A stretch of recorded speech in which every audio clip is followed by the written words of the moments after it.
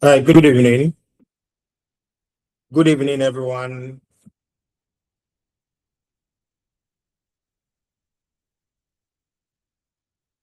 Good evening, everyone. My name is Benadonko. I'll be your tutor for corporate reporting, November 2026 exam date.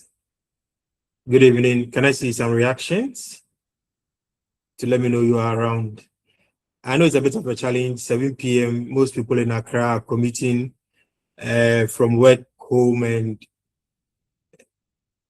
on muting and talking will be a lot of distraction. But those who can at least are in a quiet place and can talk, please unmute and say hello to everyone.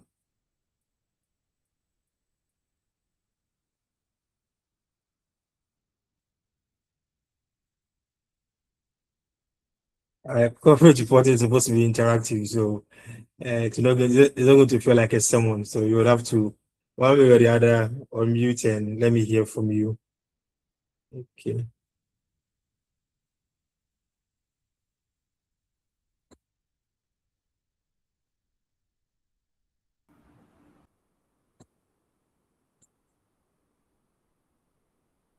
Okay.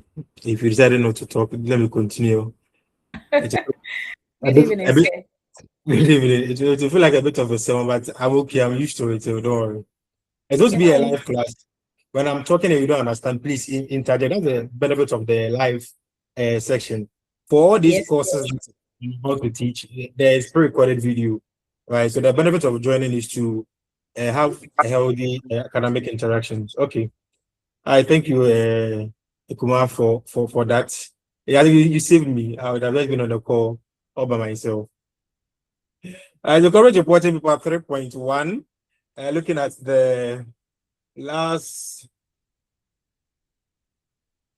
syllabus objective, it's aimed to ensure that candidates are able to apply appropriate judgment when it comes to technical competence in the preparation of financial statement, and after the preparation of the financial statement, providing relevant interpretation to those financial statements, not just for SMEs, but for complex business structures. That is the focus of paper 3.1. Students must also be able to evaluate and communicate. Communication is very important because we are trying to develop students to be finance managers, right? To 3 youth managers. So it's important we are able to communicate financial issues clearly. We are able to comment on development issues clearly, and to demonstrate some bit of technical expertise when it comes to paper 3.1. The syllabus, even though it has changed slightly, is heavily focused on application of financial reporting standard, right? Then looking at the preparation of group accounts, either income statement group or balance sheet or cash flow. There's a chunk part of the syllabus that would assess you on interpretation of financial statement and providing relevant analysis. There are special transactions or special topics that in other professional bodies, it's part of their advanced financial management, but with ICAG, it's part of corporate reporting. There are special transactions like business valuation, capital reconstruction, sustainability reporting. These are all specialized transactions that you would have to be concerned about. There'll be ethical assessment and how an accountant, when faced with an ethical situation, should apply appropriate ethical judgment and responses to those situations. So that's a bit about the syllabus that we are working towards. A pre-requirement for corporate reporting is financial reporting. Right, financial reporting. How many of us have taken the corporate reporting paper before? You've sat for the exam before, you've attended some I have. classes. Okay. I have done that twice and I failed. Oh, sorry. Don't worry. Is that this part you pass? You pass. Amen. Amen. You pass. I don't know whether we have new corporate new babies in corporate reporting. New babies in corporate reporting. You've not done corporate reporting before, or you've not seen anything about complex group structures, the D-shaped and the vertical shaped. Have we? Is there anyone like that? So now I know how to approach the section. Okay, upon patience, Helen, John. Okay, we have a lot of CR babies. So when you take a concept like complex groups, right? When you take a concept like complex group, technically there's nothing like complex group because the idea or the knowledge to understand complex group is 90% understanding the parent subsidiary structure, right? That's the simple group. And understand this simple group, it is only a 20% development of this single group consolidation that we need to excel in these exams, right? So the challenge that I've had over the last 10 years has been the case that students who join corporate reporting do not actually have solid understanding of financial reporting and they want to pass corporate reporting. And that is a bit of a challenge because whatever I'm going to do in corporate reporting is just a little, not so wide, a little upgrade of financial reporting. So if you did the standard like IAS 16, property, plant and equipment, there is no advanced property, plant and equipment because in the syllabus written, IAS 16 is taught as a level 3 knowledge paper in level 2 and also taught as a level 3 knowledge paper in level 3. So the way IAS 16 is taught in FR, there's no extra addition in corporate reporting. The only thing that we might do to make the standard when we're assessing you a bit complex is to mix other standard with IAS 16 to make the question a bit cumbersome. But the technical knowledge to understand or to solve IAS 16 is the same knowledge that we know in FR, right? So if my students actually appreciate FR, sometimes my life is very easy, made easy when you're doing corporate reporting. But if the student doesn't even know how to combine a parent and a subsidiary and a small associate, and they would want to combine parent, sub-parent, subsidiary, then it becomes an issue. Okay. So what I would want us to quickly do, right, is to run through FR, right? For then we have 3 hours. We'll use 2 hours to run through FR, refresh our memory a bit. Then when we land, we would zoom into intro to complex group structures. Okay. I don't know whether that is fine with my my team members. You're my team members. You're not students. You're my team members. It's a partnership we are building, so I would have to get your views most of the time. Is that fine with us? Yes, I was yeah, I'm FR Shako. No. Indian brewery. Let's take our time. See. Okay, I'm trying to split the compact FR.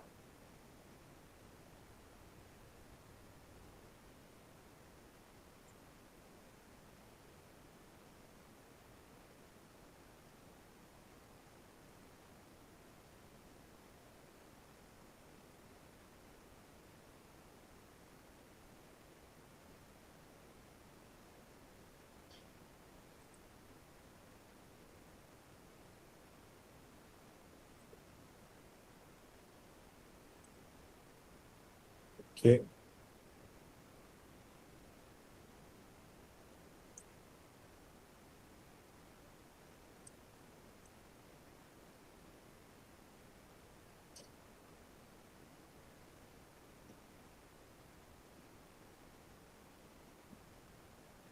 Okay, so yes, yeah, we are continuing. Let me see how many people are on the call. 29. At any point in time you don't understand anything, please feel free to unmute. For the chat, I can't see the chat, so I beg you. If you drop it in the chat, how will I see what you place in the chat? At any point in time where you don't understand anything, please unmute. It's like a classroom discussion. Don't raise your hand. I can't see your hand. Please unmute and interject. Feel free. I'm cool like that. If you let it run like a sermon, then later on, when I'm sleeping, come and tell me that I say I didn't understand. No. It will not be fine that way. So please, we'll pass there. If you don't want to pass, I'll make you pass. Or pass there. Whether you like it or yes, you will pass. And I just want to be referred to as Bernard. So unmute Bernard. Just your comment, your suggestion, your questions. Okay.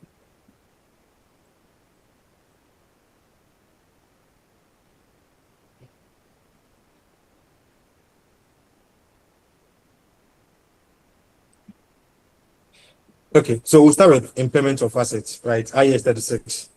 IAS 36 is very simple. It says that if for some assets, right, for some assets, the fall in value of the asset, right? The fall in value of the asset is captured in the account in that particular accounting standard. We take accounting standard like IAS 2, inventory.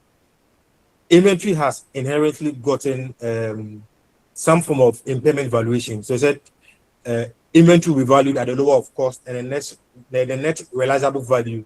That valuation inherently has some form of impairment towards accounting. When you take a standard like IFRS 5, non-current asset held for non-current asset held for sale and discontinuance of business.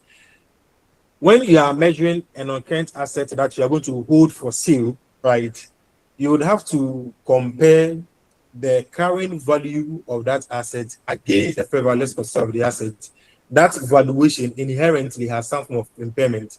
You take IFRS 9 financial instrument, there is some element, or even IFRS 9 financial instrument, it has its own impairment, right? This particular standard, 36, is for those assets that do not have impairment valuation in the accounting standard. Impairment is pretty simple. We don't want to carry an asset over and above its book value. Basically, that's all. We don't want to carry an asset over and above its book value. And there's a way that I usually present IAS 36 to students. I always say that the standard, right, the standard, they are very easy to understand, right? But the issue is that, there's a group of academician, experts, industry leaders that have sat together to come up with this beautiful standard. But this beautiful standard sometimes is just based on, common business sense, right, or common business knowledge, or how the ordinary man will think. If I give you an example to the class, so if you take yourself, right, if you have incurred, I'll take this illustration, right? So please pardon me, I will not be able to write for this section, but you can follow with your pen and your book. I'll be describing some transactions, so please follow along. If let's say you have incurred a cost of 50,000 to buy an asset, let's say a car, right? Let's say a car. Like ordinarily, there are basically two ways of recovering the cost of the car. If you want a car with 50,000 Ghana cedis, right? Ordinarily, there's basically two ways of recovering the cost of the car.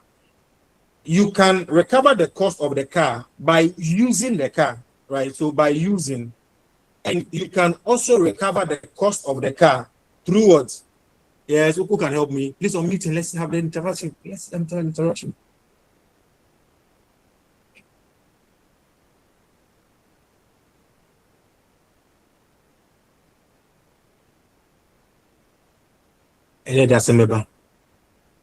Through disposing it off. Yes. Albert, I remember also on using no. So they can recover the Okay, cost of through sale. the car either by using or what? Selling, right? Using or selling. So Albert, if I ask you, if you use the car, right, the benefit of using the car in total, when we value that benefit, I know it is intrinsic, but if you can value it, if you can value that benefit of using the car, it is 48,000, right? But if we should sell it, we can sell it for 62,000. What do you think we should do? Should we sell or we should use the car? In case you are given this option. I'll sell. Sell. And why do you want to sell? Because I'll get more. The Because value. you get more. So have you seen this idea that you've correctly articulated? That is the measurement in IAS 36 that if we have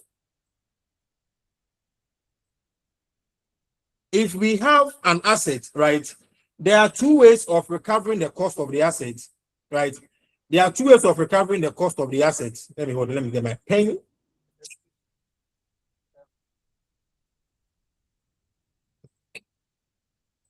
Hello.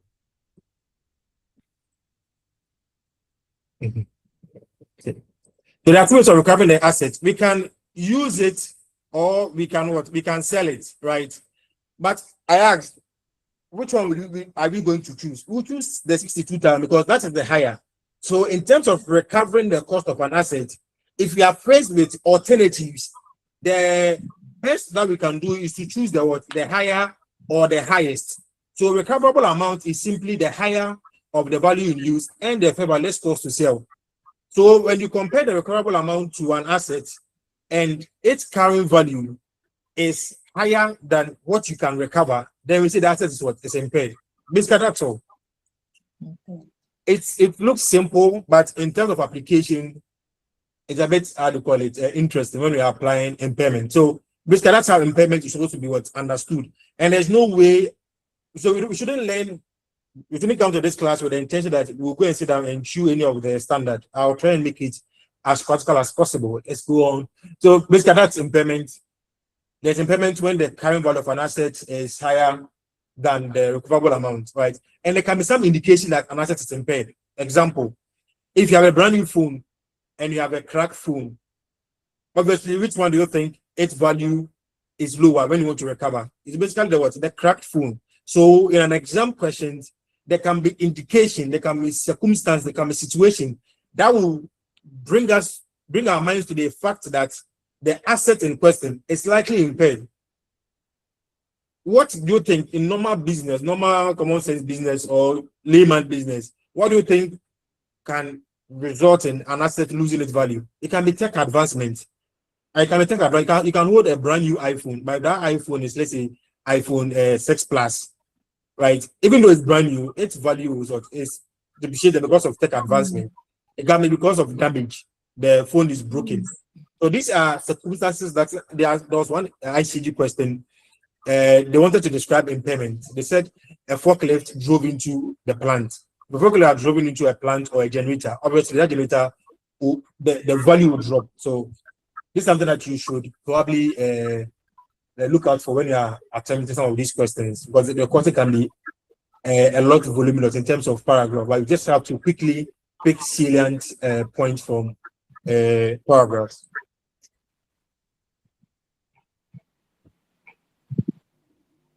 We know the treatment of impairment.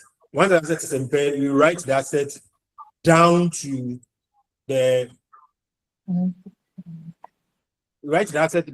its recoverable amount. Basically, that's all. Okay. The only issue that I want to bring your attention to is when it comes to cash generating units. With cash generating units, there's a group of assets that can be used to generate income. An example of a cash generation unit is an associate, a subsidiary. So a subsidiary can be a cash generating unit. An associate can be a cash generating unit. A branch can be treated as a cash generating unit. A department can be treated as a cash generating unit. So it's because of we seeing associates and subsidiaries as a cash generating unit. That's why we are focusing attention on this slide.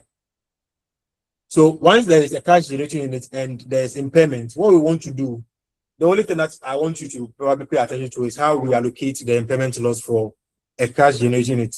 The first question is there any asset that should be excluded because they have their own impairment valuation in their standard? Example, financial assets or inventory. Inventory IAS2 already has, how do you call it, impairment valuation in there, so we are sorted.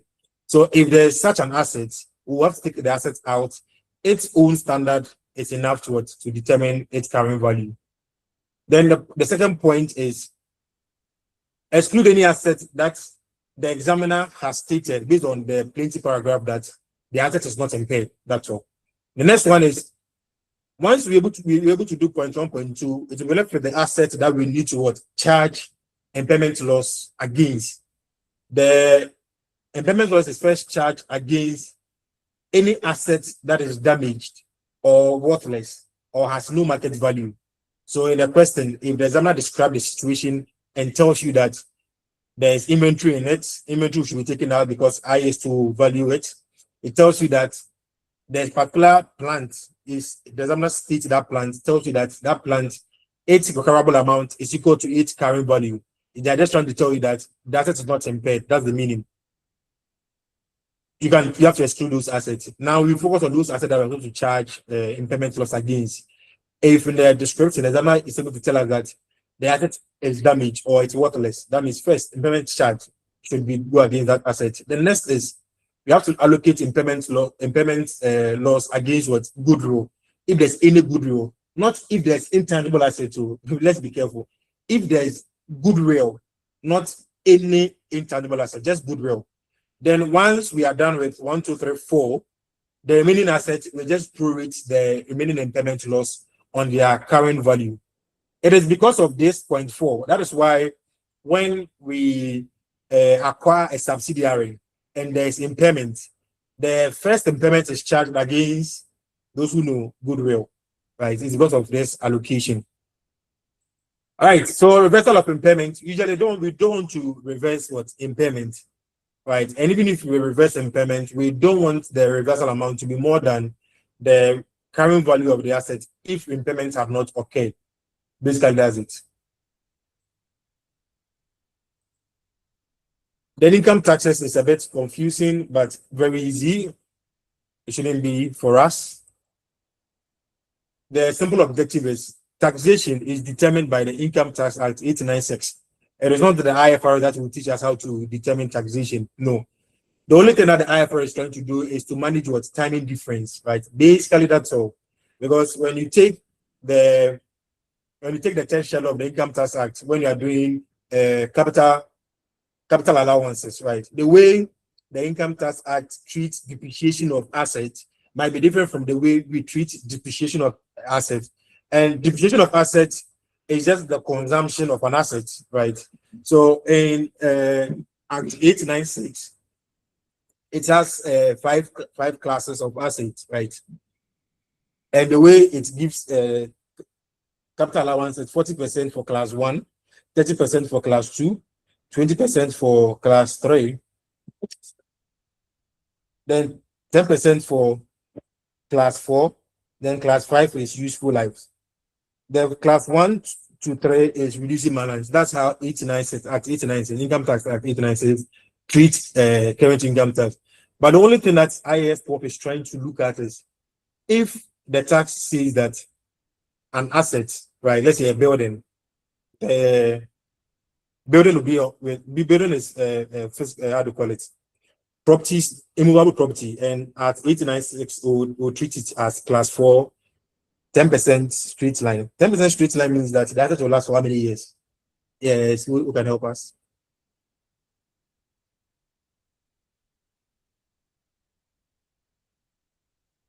%10 straight line. 10% per annum straight line means that the asset will last for how many years?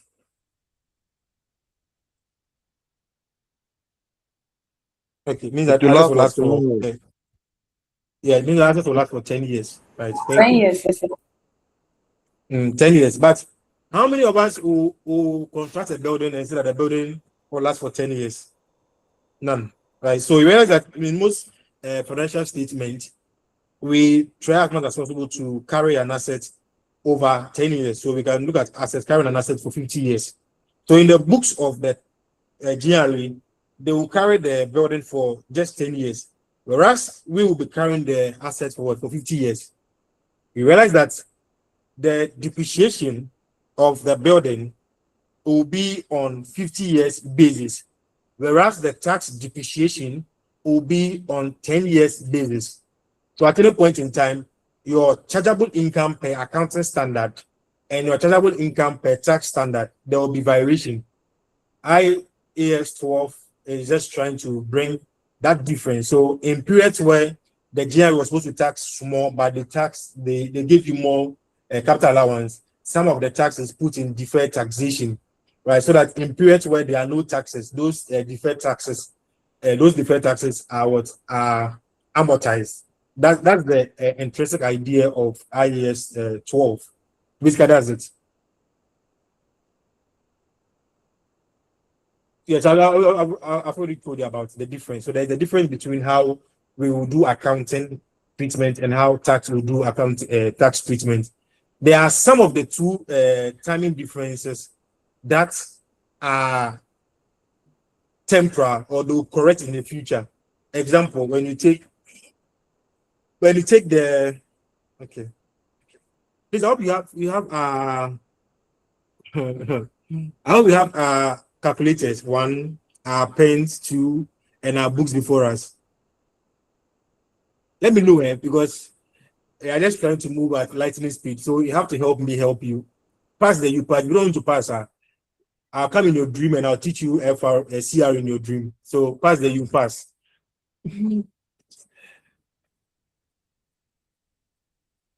Let's describe this scenario together. We have a building, right? We have a building. The cost of the building, please follow with me here, is 100,000, right? 100,000 Ghana cedis. Accounting useful life is 50 years, right? The building was recognized as an asset on 1st January 2020. You hope you are following. Okay. For taxation, right? This is on an assumption. For taxation, per the Income Tax Act 896, building is class 4 asset, and class 4, it's 10 years useful life and a straight line. Okay.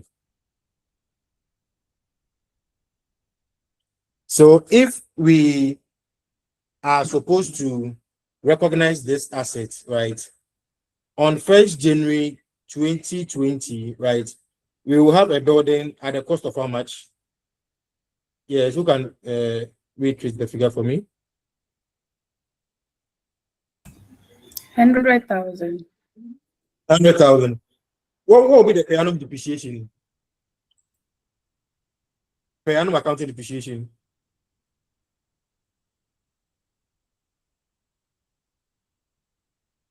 Please, 2,000. Okay. And how do you get the 2,000? The useful life is 50 years, right? Yes, please. So the cost is 100,000. So the 100,000 divided by 50 will give you 2,000 depreciation. Very good. And so after 1 year, what will be the carrying value of the asset? the carrying value will be 80,000. The carrying value will be 98,000. Sorry. 98,000. Okay. Yes, right. 98,000. So this is what we'll be recognizing in our books, right? Up we are all there, right? So that's perfect. So let's pick a GRE officer. GRE officer, are you around? Yes. For GRE officer, the asset is at the cost of how much? 100,000, right? And per the tax law, what's the useful life of the asset? 10 years. 10 years. Good. So what will be the per annum depreciation? In the per annum tax depreciation, let's qualify that way. Per annum tax depreciation is how much? 10 years, 10,000. 10,000. Good. So after 1 year, Yes. what's the current value of this per GRE? 90,000. 90,000. 90,000. Do you understand? So do you know what is going to happen, right? You realize that in year one for 2020, what was your accounting depreciation that you want to deduct from your income? 2,000, right? 2,000, yes. But GRE is saying that no. This amount is too small. Deduct 10,000 because based on tax law, the tax depreciation is 10,000, right? So you deduct 10,000. But you realize that for GRE, the asset will last from 2020 to when? It's a trick question. For GRE, the asset will last from 2020 to when? 2030. 2030. Hey, that's another one. From 2020 to when? 2030. How many are in agreement that it's 2030? And this where I'll advise my students that please let's count our fingers. Count 2020. Count 10 years from 2020. Let's go. 2029. Good. So this one trick that examiners always get students with. Was 2020, we started from 1st January, so the year is part, right? So 2020 plus 10 years is 2029. So for GRE, the assets will be fully depreciated when 29. So that means they don't want to expect or see any depreciation from 2030. But in our books, as at 2029, and then what would assets have a current value? Yeah. Okay, and what will be the current value of the assets as at 2029 and then? 80,000. Very good. Sharp. 80,000, right? But you realize that this 80,000, it will not be there forever. It will be there for the next 40 years, right? Yeah. Good. So the difference in our accounting records and the difference in the tax records that in future will offset is called a temporary difference. But the difference in our books that will never offset the difference in tax law is called what? A permanent difference. Example, welfare benefits paid to employees. If you pay welfare benefit to employees per tax law, it is not what? Tax deductible, right? But if you recognize that an accounting expense and the tax people disallow it, there's nowhere in future, whether in 40 years time, where these two differences will meet. No, right? As it stands now, there's nothing like welfare expense that is tax allowable because of the tax law 89 section 9 and 10. Okay, so that's it. So with tax law, the asset or the liability carrying value from the perspective of the tax law or tax authority is called tax base. And the way we carry those items in our books is called what? Book value or carrying value. Basically, that's all. And this, I think we already know. So it's just for you to appreciate. That's all. Just appreciate. Right. So when the taxable difference is taxable temporary difference, then it needs rise to deferred tax liability. And if it's a deductible temporary difference, gives rise to deferred tax assets. Okay.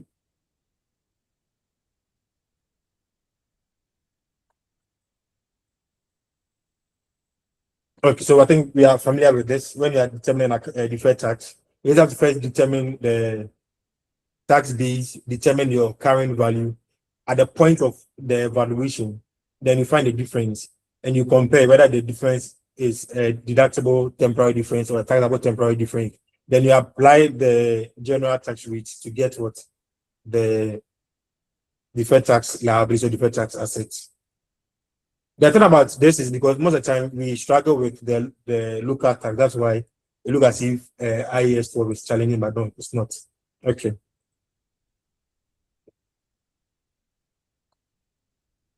So the deferred tax asset or deferred tax liability is a form of provision, right? It's a provision that you make. It's that the idea should be treated like a provision.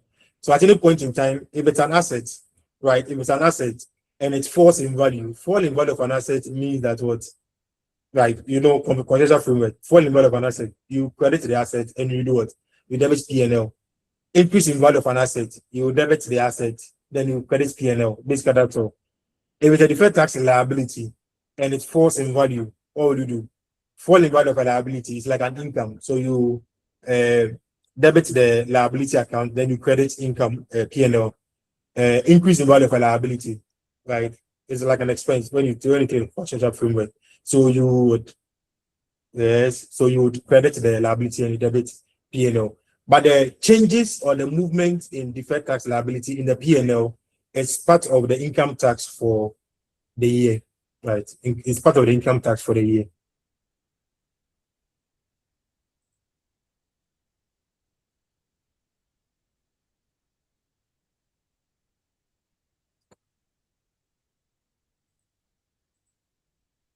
IFRS 9 and 732, financial instrument.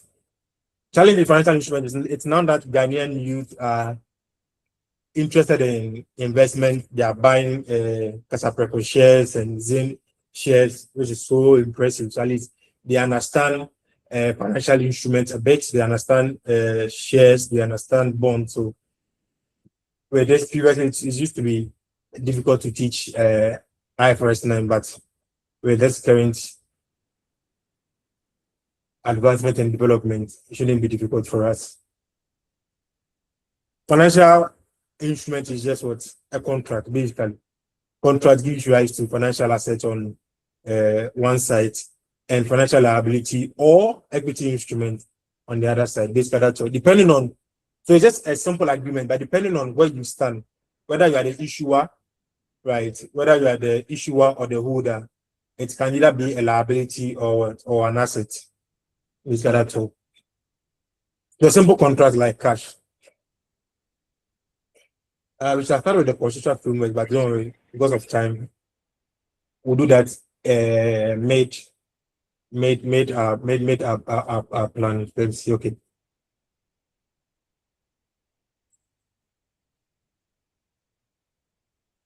They are basically contracts. Basically contracts. Initial recognition of financial instruments. We'll start with financial liability. So let me take you back. Okay. Back. A financial instrument is just a contract that will give rise to a financial asset on one entity, and a financial liability. This part is very important for me to highlight. Okay, this one. This. Good. So, to one part of the agreement, it can only lead to a financial asset. It can only lead to a financial asset. But to the other part, it can lead to a financial liability, or it can lead to what? An equity instrument. But there are some instances where it even leads to both financial liability and equity instruments. A classical example is convertible bonds, where convertible bond has element of what? Of equity, right? In it. So we try to use what's split accounting to break the liability part from the equity part. The equity is simply the right to convert. That right to convert or not to convert, that right is an option. That option right is the equity that we are looking at for. Okay. Please, it's not a sermon. No. If you don't understand, please unmute, interject. Don't put up your hand, just unmute and let's hear you. Feel free.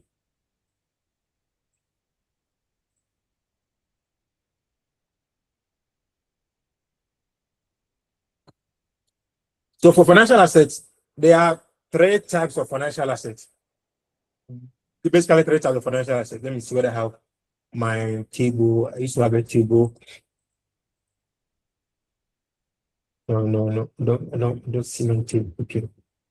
No, the table is actually in the detailed FR paper. Let me see. Okay. Financial assets, we have financial assets that will be amortized. We have financial assets that we value through profit and loss. We have financial assets that we value through other comprehensive income.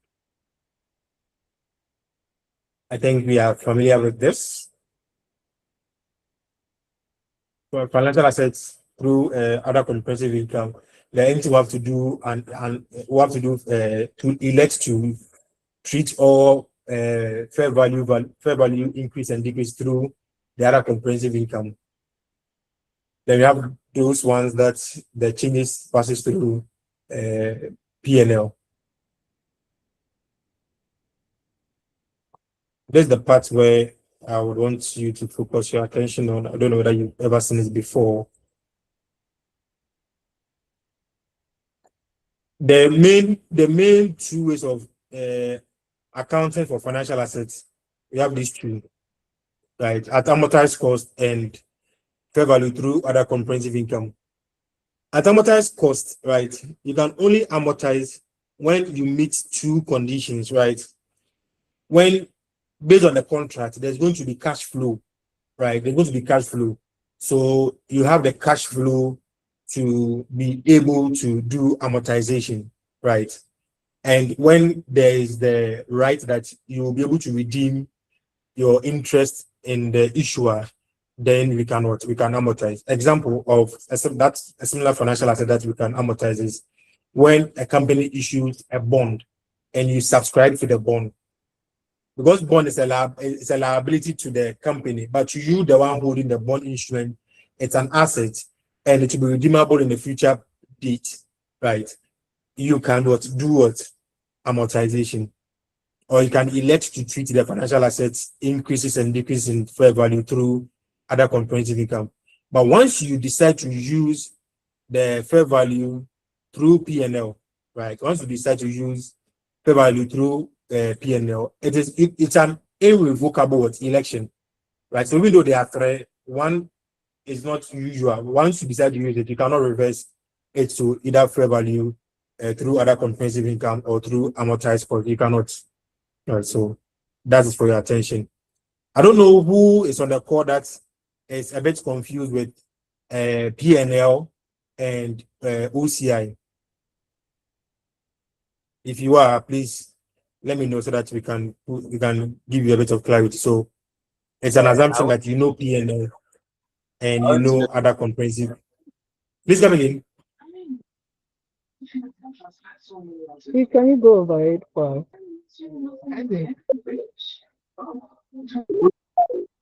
short term, while the P&L is more of long term? Is that correct?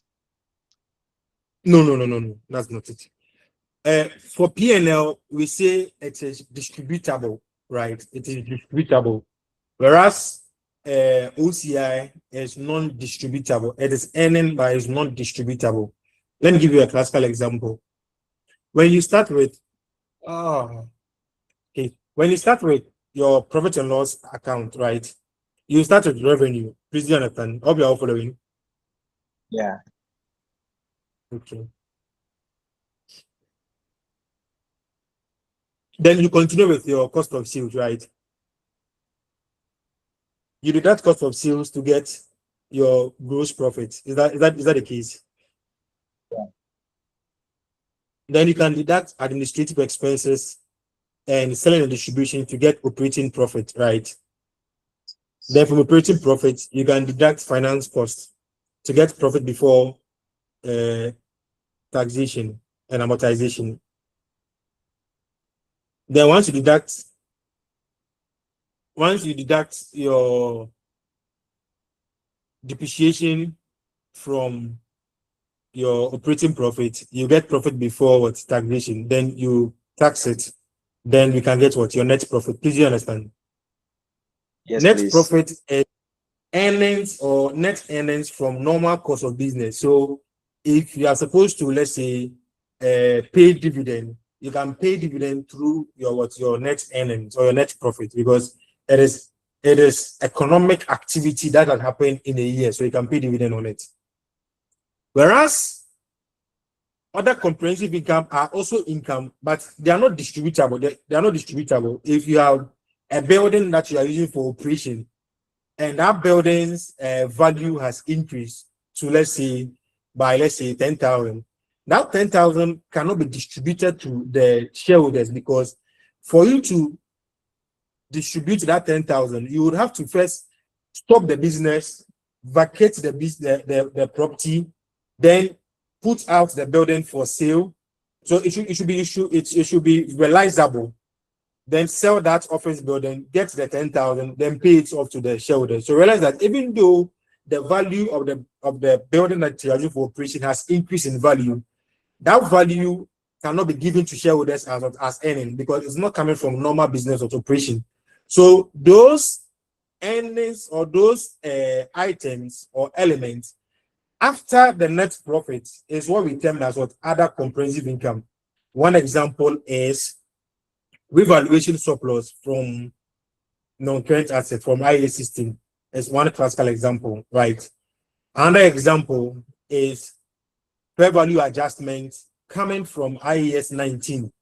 IAS 19 is employee benefit.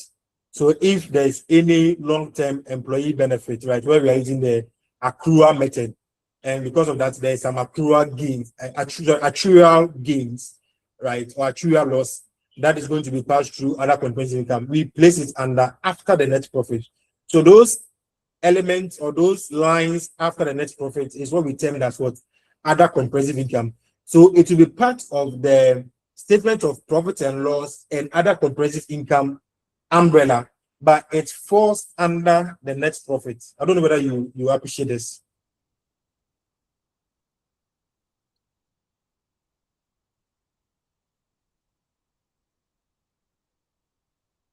Okay. Yes, I'm okay. I'm okay. Okay.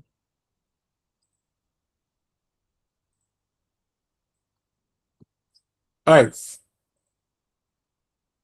Financial liabilities are usually measured at amortized cost.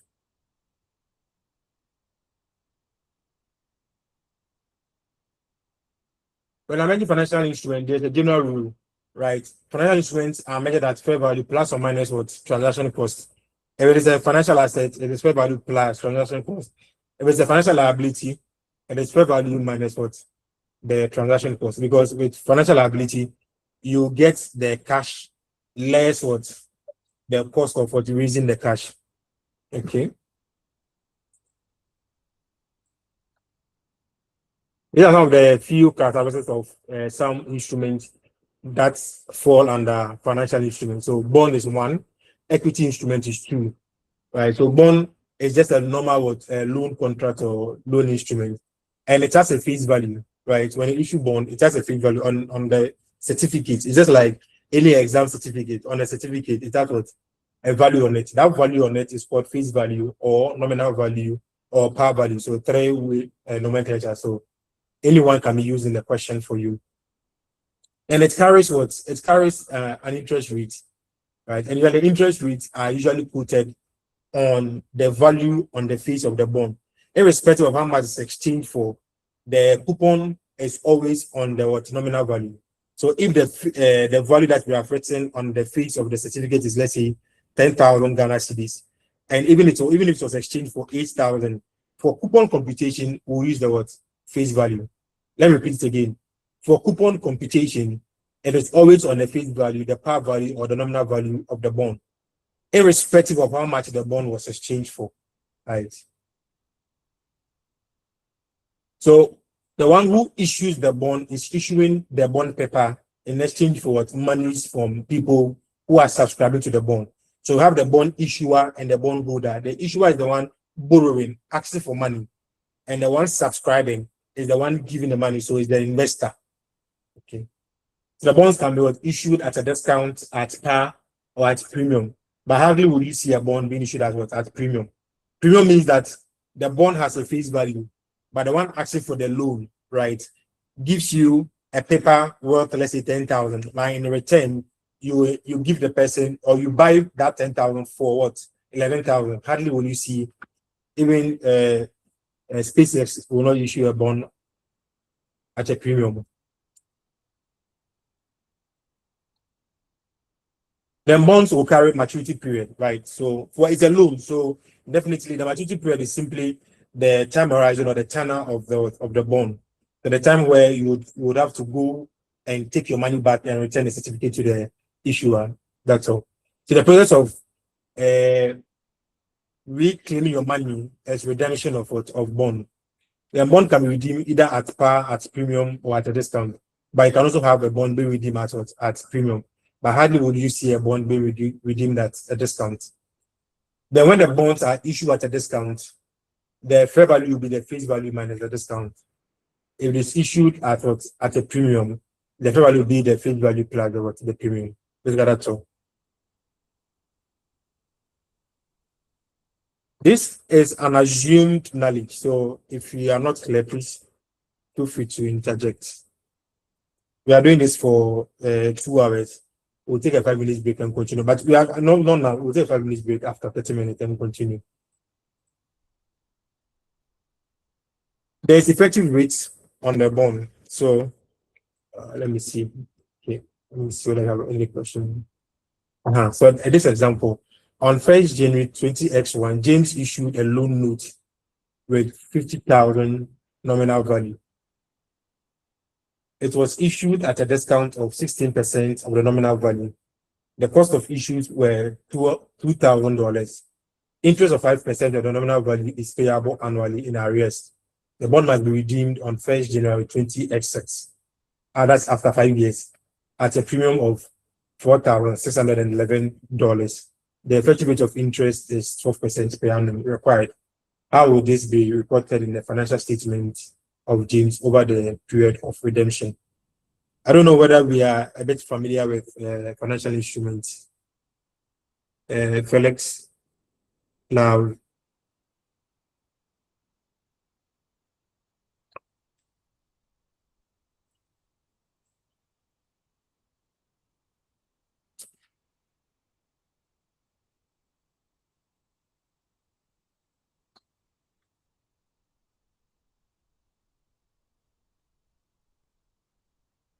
Yes, how many of us are familiar with financial instruments? And with this question, they can try and attempt it. How many of us?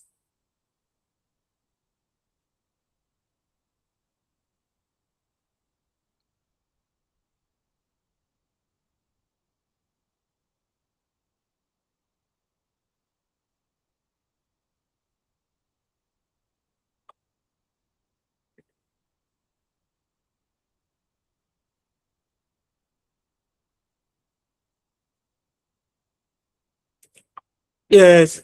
Oh, it's a class, so please. Let's interact. How many of us can attempt this question?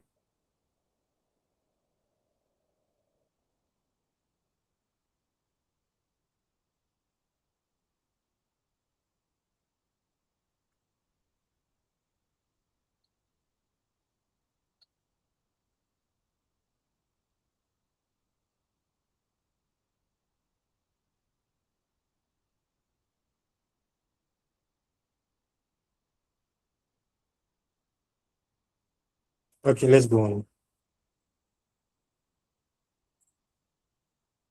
on. So you realize that James is issuing a bond or asking for money. He's asking for $50,000. But it's asking for $50,000 and is giving discount to those who are coming to subscribe to the bond by giving them 5% as by giving them 16% as discount. So already he's incurring a cost of 16% of $50,000. Then in addition, in raising this $50,000, he's paying a cost of $2,000, probably through advertisement, administrative fees. So it's a cost to him for raising the $50,000. At the end of the day, he will also be paying interest of 5% on the $50,000 for 5 years. At the end of the day, he would have to give back the $50,000, not the $50,000 less discount, the $50,000 to those who subscribe to the bond at the end of 5 years.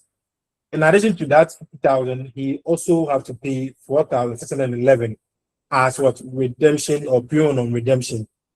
These are the full costs that he's incurring. So you realize that even though the nominal value on the instrument or on the bond is 5%, effectively the cost to James includes one, the 16% discount on 50,000 that he's paying, two, the 5% interest that is paid on annual basis, three, the 4,611 premium cost that is going to pay on redemption. So this is the three components of the cost that James is going to incur. The interest rate that combines all the costs of this instrument and spread it on a systematic basis in the P&L is what we tell us what the effective interest rate, right? Basically, that's it. Yes, sir. So the instrument is financial liability because James is issuing or asking for the loan. Fair value is nominal value, let's call it sell, right? So basically, that's it. At inception, the financial liability will recognize that fair value less cost to sell. So it is 40,000. So you debit cash 40,000, you credit what? Financial liability 40,000. But we call it 5% 50,000 loan notes financial liability. That's how you describe that liability in your books. Then subsequently, you would have to amortize the liability, right? You have to amortize the liability. The double entry will be what? To pay the interest on the liability. The interest will be 5% on the nominal value, so 5 on 50,000, right? Then you would have to what? Amortize the effective rate of interest. So we can use either the amortized schedule or a T account. So this is how we do it. So this is basically the T account. So at inception, let me try and use.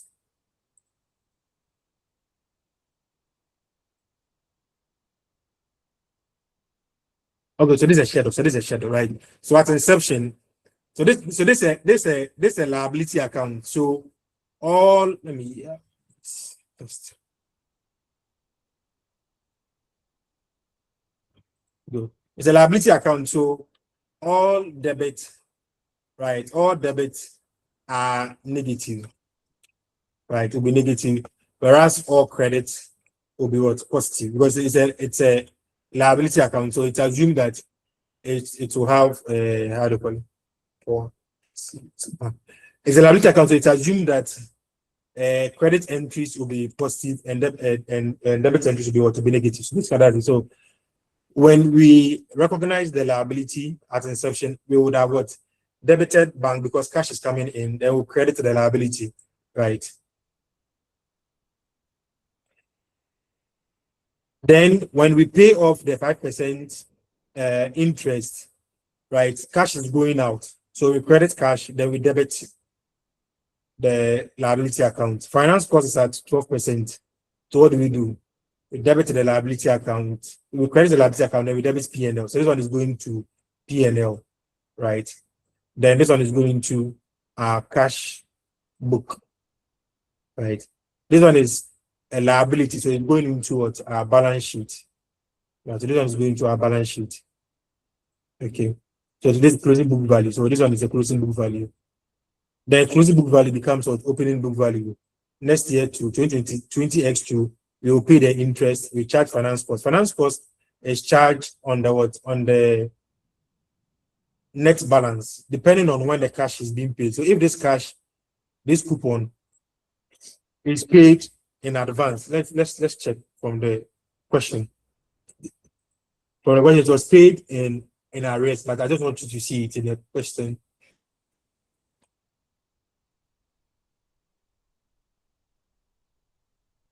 So are we seeing it here? Are we seeing it here? So the 5% is paid in what? In arrears. That means paid at the end of what? Each period. So it means that you would have to charge the finance cost before you deduct the 5%. But if it was paid in advance, you have to deduct the interest before you charge the finance cost. Okay.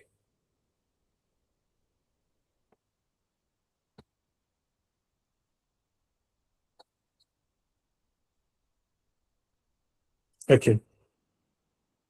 So we go through this schedule. At the end of the day, what you're supposed to get here, right? What you're supposed to get here should be the 50,000 per.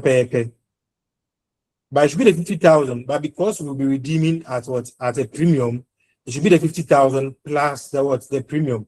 And this was the premium in the question. Let's check the premium. Premium was, this is the premium.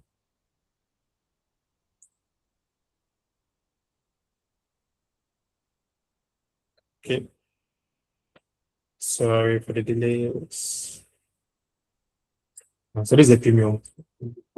Okay. So at the end of the day, we are supposed to redeem the 50,000 nominal value plus what? Plus 4,611. So if you're not getting that figure, that means you've done something wrong. That's how we're supposed to get it. Okay. So that's the amount today. Okay.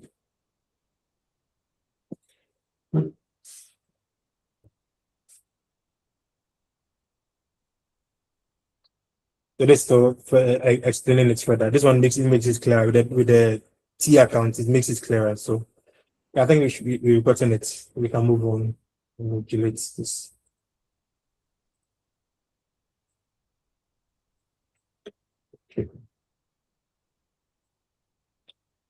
Okay, you can try this later. It's even the slides. You can try it later. Try it later. Feel free to contact me if you have any issue. I'll be glad. Financial assets, the same thing. Financial assets, you are making an investment, right?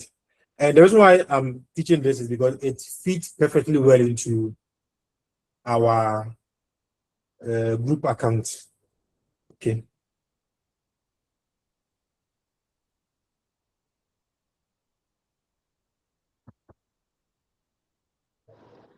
So financial assets, you are making an investment. Hello, patience. Sorry to interrupt. I just want to know if the class is being recorded. I'm in transit and my network is very bad. So I lost you. No problem. It's been recorded. Oh, thank you. Okay. You're welcome. So financial assets, right? It's an investment that you're making. You can make an investment in a debt instrument, or you can make an investment in an equity instrument. It is this part of the course that we would be looking at subsidiary. Right, subsidiary. We'll be looking at associates, right? So, because when you have a subsidiary, it means that you are buying what? You are buying equity shares, right? So you are buying equity shares. If you have an associate, it means that you are buying equity shares, right? But that equity shares is giving you control. Then you have a subsidiary. That equity shares or that investment is giving you significant influence. Then you have an associate. That equity instrument is giving you latent interest. Then we have what? We have IFRS 9, financial assets. Okay, that's it.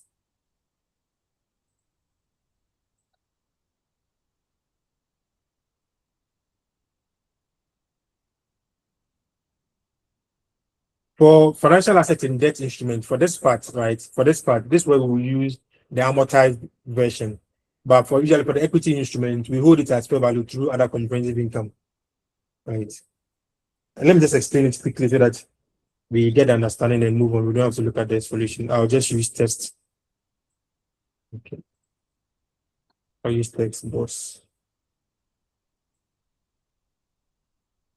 Okay, so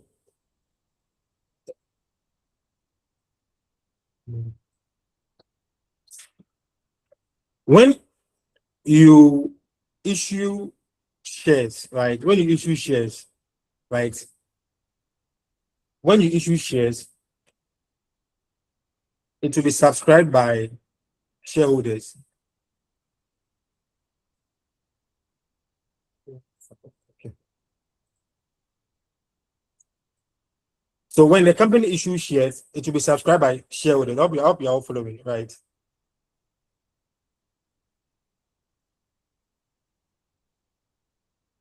Hello.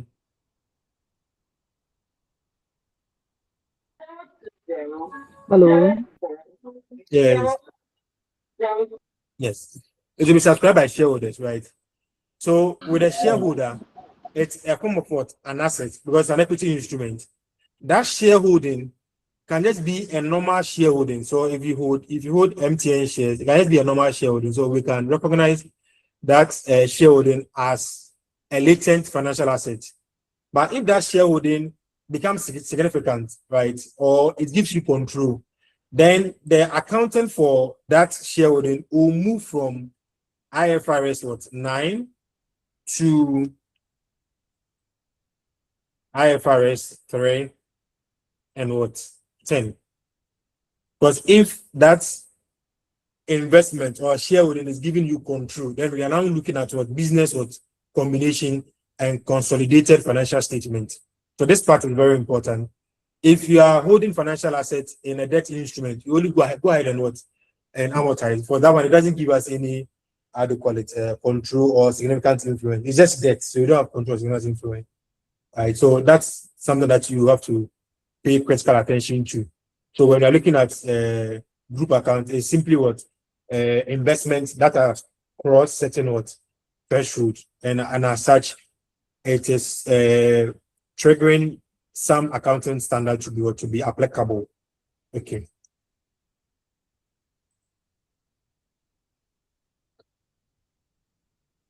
So with this example, Tokyo buying 100,000 5% bond for $95,000, incurring an issue cost of $2,000.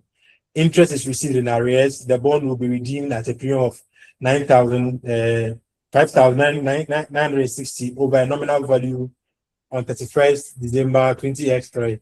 The effective rate of interest 8% is just the mirror effect of what bonds instrument issued, right? That's a mirror effect. So with this one, what's the financial assets? Your fair value will be your user recognition will be the face value plus the issue cost. Is that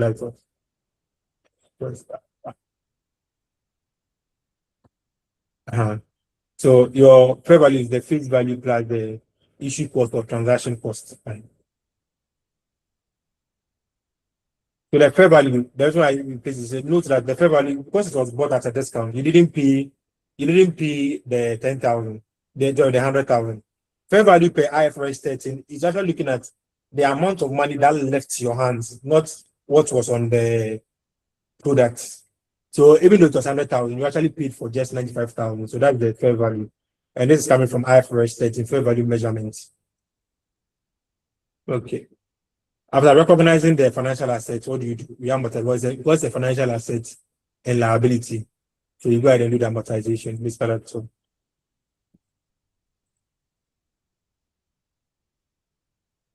Company instrument is instrument that behaves like both a liability and an equity. That's from the perspective of the issuer, not the holder.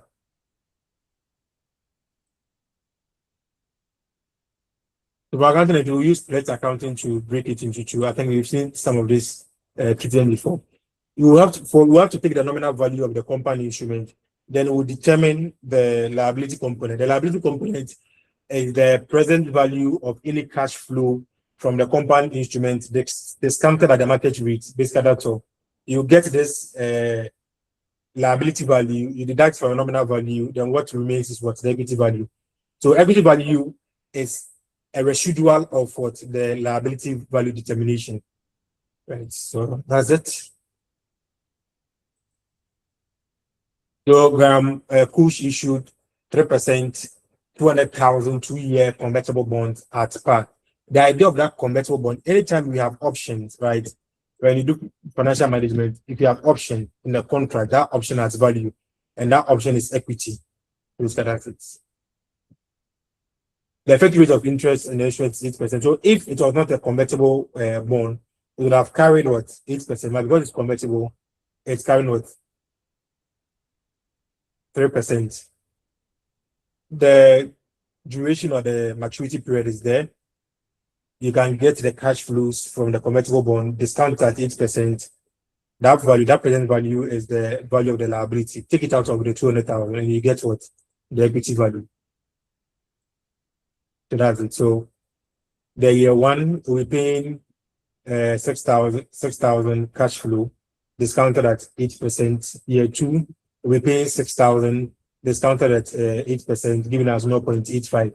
But because in year 2 and it's a loan, you would have to pay the interest of 6% of 3% plus redeeming the 200,000, so giving us 206.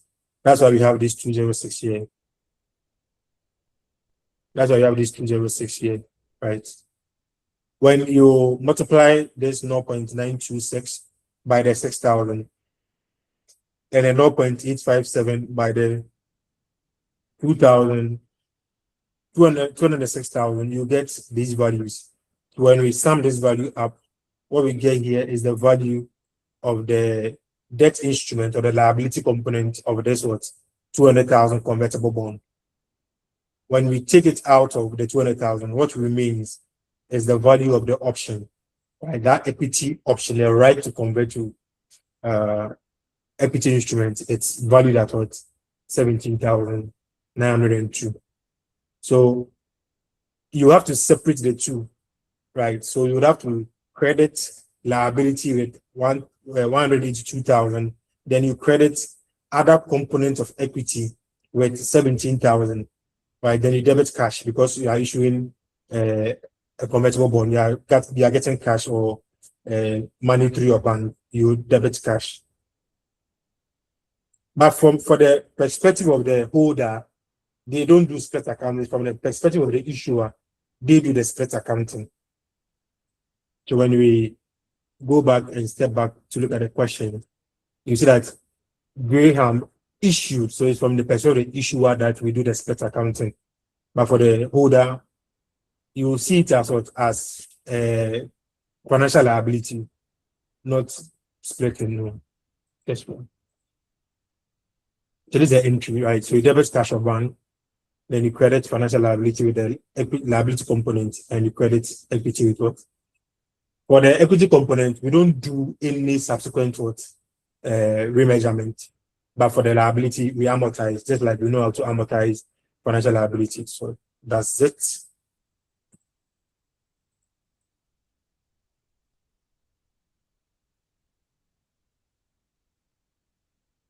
Cash flow. Okay. Cash flow is very easy, simple. We just want to know how two balance sheet statements, cash balances have changed over a period. Basically, that's all. We have the direct method, indirect method. Yeah. Right. We have cash that can be broken into 3 activities: operating activities, investing activities, and financial activities. For the direct or indirect method, the impacts on the operating activities. Operating activities where we can present it as pure cash flow entries, or we can take the profits with accruals and non-cash items, then try and reverse the non-cash items from it to get a cash operating balance. I think it's something that we are very familiar with. With investing, we are looking at expanding or contracting the business. So investing can be an increase in investment or decrease in investment. So when you are buying more assets, it's investing. When you are selling assets, right, it's still investing. So in complex console, when you're looking at complex console, cash flow, investing activities will be when we are buying more subsidiaries or more associates or more interest in the associate or more interest in the subsidiary or less interest in the associate or less interest in the subsidiary, or having a subsidiary and selling parts of our interest in the subsidiary such that we now have associate. That is investing activity. So investing activity is anything about long-term asset acquisition and disposal. So please let's note it that way. It's as simple as that. Financing is coming from equity and debt, right? It's a capital structure changing. It's a equity, stated capital, long-term debt changing. That's what financing activity looks at for. And there's some items that's floating item, right? When you take example, interest costs, right? Is interest cost investing financing activity or what's operating activity? the IFRS allows us to either report it as a finance activity or operating activity, right? The payment of dividend, right? Do you record the payment of dividend as what, as financing or what, or operating activity? So there are just a few floating variables, but basically the standard is pretty straightforward.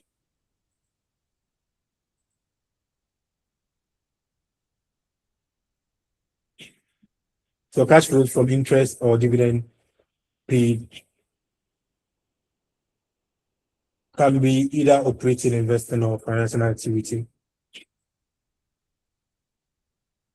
And most of the cash flow is very simple. You start with the profits before tax, right? Then we will do 3 levels of adjustment. You realize that I have not stated the item by itself. You do 3 levels of adjustment. The first level of adjustment that we do is non-cash adjustment. So any non-cash in the profit before tax should be adjusted. Example, amortization. If we are doing what? Group cash flow. The group cash flow means that there will be what? There will be some form of impairment of goodwill, right? That we need to what? We need to look out for. Amortization, depreciation. These are all non-cash adjustments.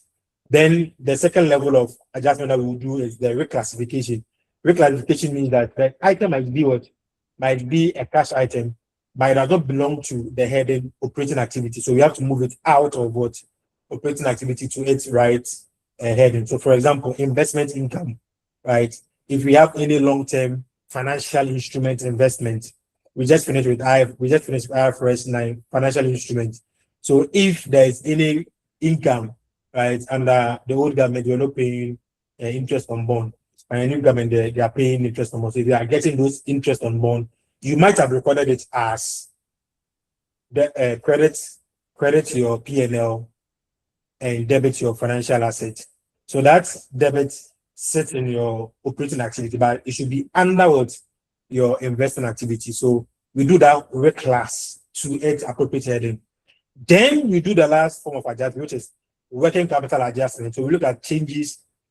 Initially, cash is part of working capital, but because we are doing cash flow, we exempt cash, right, from working capital. So we will focus on the remaining 3: receivables, inventory, and payables. We're looking at changes in receivables, payables, and inventory. If we are buying more inventory, right, it means that we are incurring cash. So it need to be a cash outflow. If you are buying less, now we are selling more inventory, so it's cash inflow. Same as receivables. If receivable balance is increasing, it means that we've sold to people, they are not paying, so it's cash outflow. If we have less receivables, it means that we have been able to collect money from people owing us. The reverse is applicable to payables. Yes. So this is how I want my students to appreciate the cash flow statement when we even go to do console, right? So we start with the profit before tax. Don't think about add depreciation, less tax. No. Think about it in just 3 ways. Let's do non-cash adjustments. Let's do reclassification. Let's do working capital adjustments. I hope it's clear. Okay, it's clear. Then we come to some example of non-cash adjustments. So depreciation, amortization, impairment, accruals, right? Then profit or loss from non-current asset disposal. So these are some of the non-cash items that you can have. If it is a group account, you know what you can have. Those other non-cash items related to a group, impairment of goodwill will be there, right? Profit or loss from associates will also be there, right? Profit or loss from subsidiary will also be there. Right? It's also non-cash items, so it will also be there. So once you understand the structure well, right? When you're doing group cash flow, it's very easy, very easy. Then we go to the reclassification. I think I've already spoken about the reclass. Then we go to the working capital changes. I've already spoken about it. Then we look at the investment activity. So it's simply what? Buying or selling on current assets or financial investments. Basically, that's all. So our main focus is on the assets section of the balance sheet. And basically, we're looking at the non-current asset section of the balance sheet. That's why we have the NCA.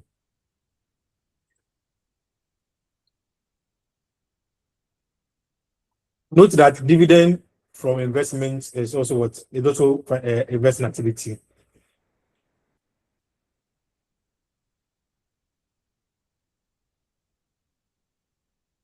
Okay.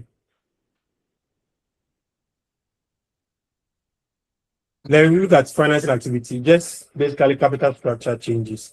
I've already spoken about this. You're looking at your equity and your debt. If you've issued more shares, redeemed more, if you redeem shares, bought debt, redeemed debt, these are the changes in debt and equity redemptions. That's all. Yeah, the standard workings, right? You have to do a T account for any element that has more than what? One entry. That's the basic rule, right? Open T account for any element that has more than one any account that has more than one entry. It's easier that way. So when it has more than one, when you use T account, it throws out what the cash or non-cash differences. Right? Prepare PPE schedule. It is basic. When you're doing cash flow, it's a must that you prepare PPE schedule. This PPE schedule can help you identify whether there's any depreciation that has not been told, or you're able to identify whether there's any profit or loss on disposal that have not been declared, right? Or you can identify disposal or acquisition of what assets. These are the three main things that we look out for, and the reason why we have to prepare PPE schedule. We are looking out for profit or loss on disposal, or we are looking out for depreciation for the period, because we have to do the non-cash adjustments, or we would have to do look for whether there's asset acquisition or asset disposal, right, for the investment section. Then we have to prepare asset disposal account to find any missing figures. The retained earnings account is very important for us to know whether there's any dividend paid that we need to charge the financing activity section. Right, so this actually brings us to the end of what I would want to revise in terms of FR before I start with my complex console this evening.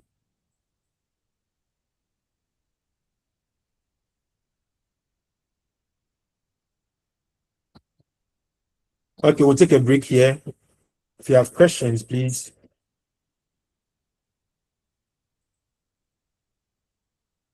If you have questions about my delivery, you don't like my voice,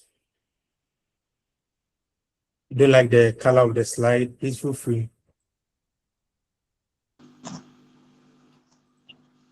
So far, we are very impressed with your delivery. Thank you, sir. You're welcome. Hello, sir.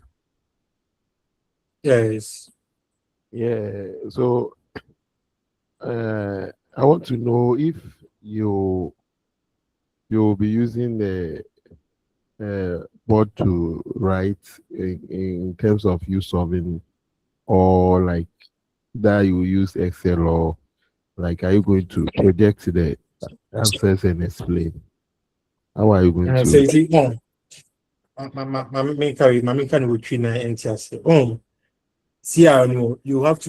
you don't have to join passively. If you join passively, there is no way we would make any headway. You would have to join actively, right? Actively means that you have your pens, you have your notebook, you have your calculator. You are in an environment where you can solve any question I project on the screen. For now, this is the most important part of the whole section. I can do the illustrations, I can do the bit demonstration.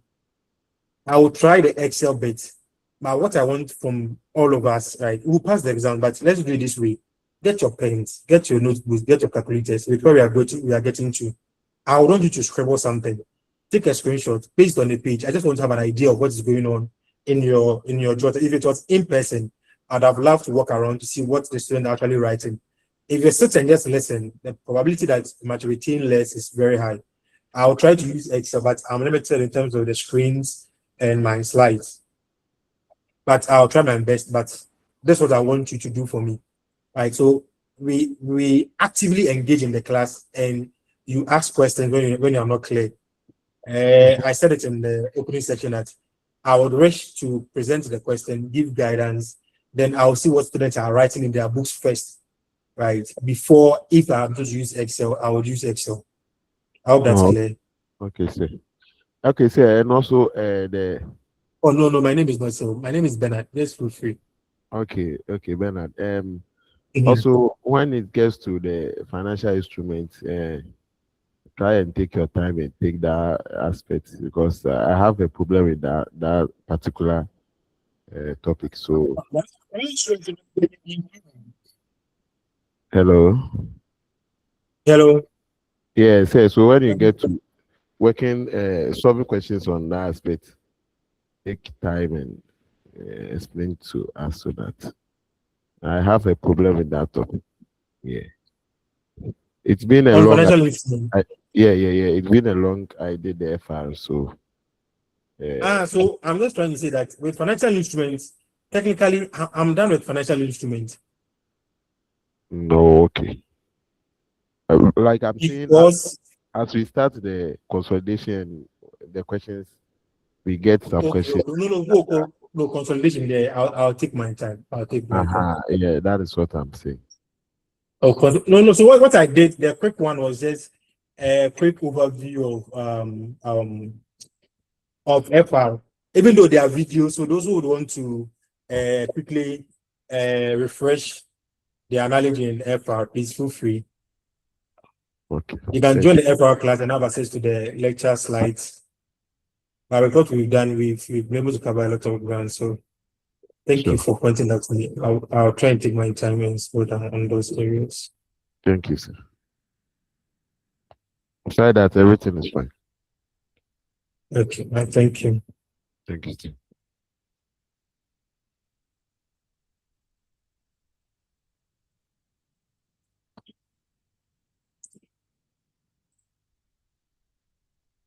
Okay, let's take some 4 minutes break. Let's stretch and continue 8:30. So we're going to do 1 at 30 minutes on complex structures. No, simple structures. They're not actually complex. Okay, let's take some.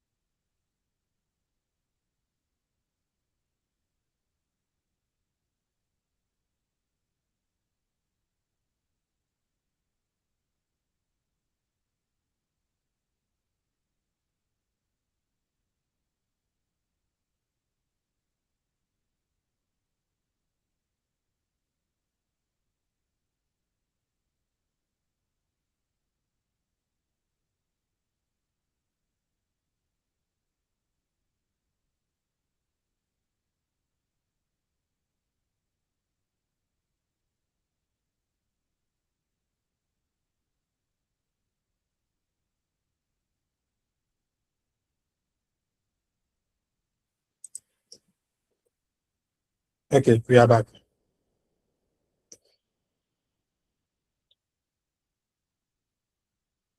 I think we all know parent subsidiary relationship, right?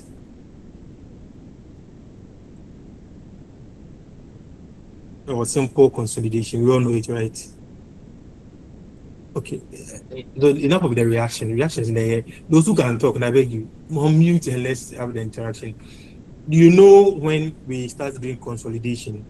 Parents subsidiary, you know when we start doing the consolidation? Yes, from FR.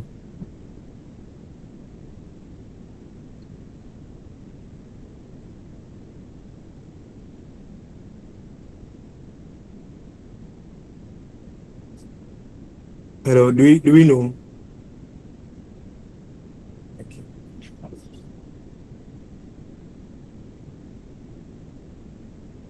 I guess I have to continue. So when we talk about complex group structures, it's just the existing. Let me get my Excel. And open Excel.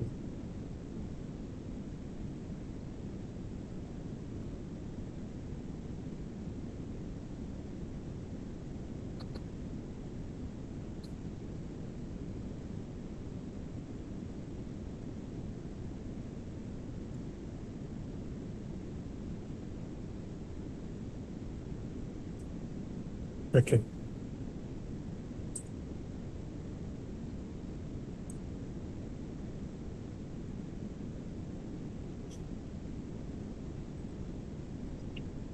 So with a complex group, it means that we are moving from a parent subsidiary to parent with two subsidiaries or parent with one subsidiary and another subsidiary. So that's a sub-subsidiary.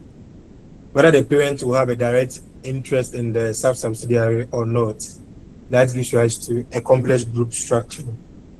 And for that, we have to use IFRS 3, IFRS 10, 11, 12, 13, 28. IAS 28 is doing the equity accounting for associates. IAS 13 is fair value measurement. IFRS 10 is business consolidated account. IFRS 3 is business combination. IFRS 11 is joint arrangement. And IFRS 12 is interest in other entity. Right, so these are the accounting standards that we'll be basically looking at. For IFRS 3, IFRS 10, IFRS 28, IAS 28, we've seen it before. We've done simple consolidation. So we more or less like we've attempted some of these accounting standards already. We'll take it gradual. So when we talk about control comes from the definition of an asset, right? So control comes from the definition of an asset. Please, who can define an asset for me per the conceptual framework? Unmute and speaking. If not, the class will not be interesting. You just come, you just join the call, I'll just teach. There's no interaction. I don't just get to actually appreciate your thinking pattern to know how to even teach. So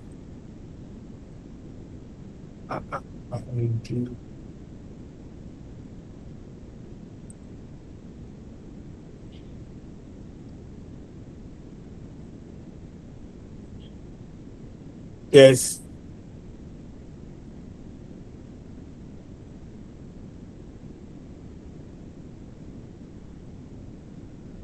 I'm looking for the definition of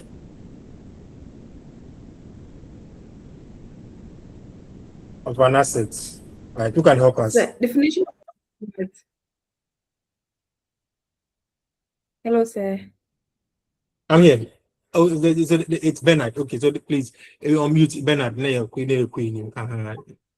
Say definition of an asset according to the Yes.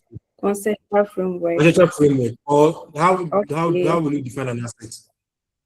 So per the conceptual framework, an asset is economic resources, or an asset is a present economic resource controlled by an entity as a result of past events.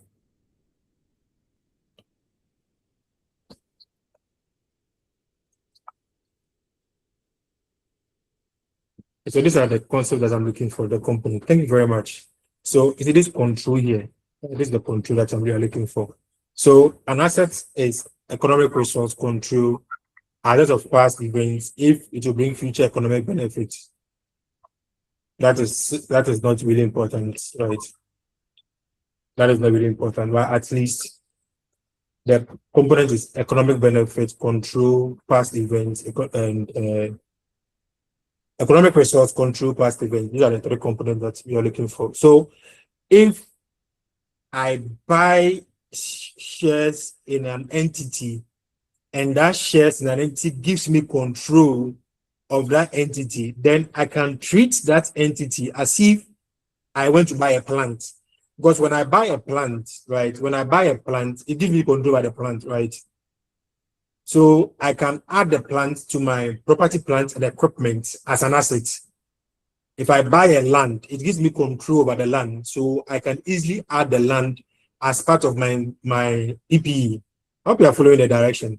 Much the same way, if I buy shares, which is a financial asset, and that shares or investment is giving me control, it means that that entity that I control is just what? An asset that I can add to my assets and look at my total investment. Basically, that's it. So consolidation, it's underpinned by the conceptual definition of what? Of an asset, which is what? An economic resource, control, past events, giving economic benefit.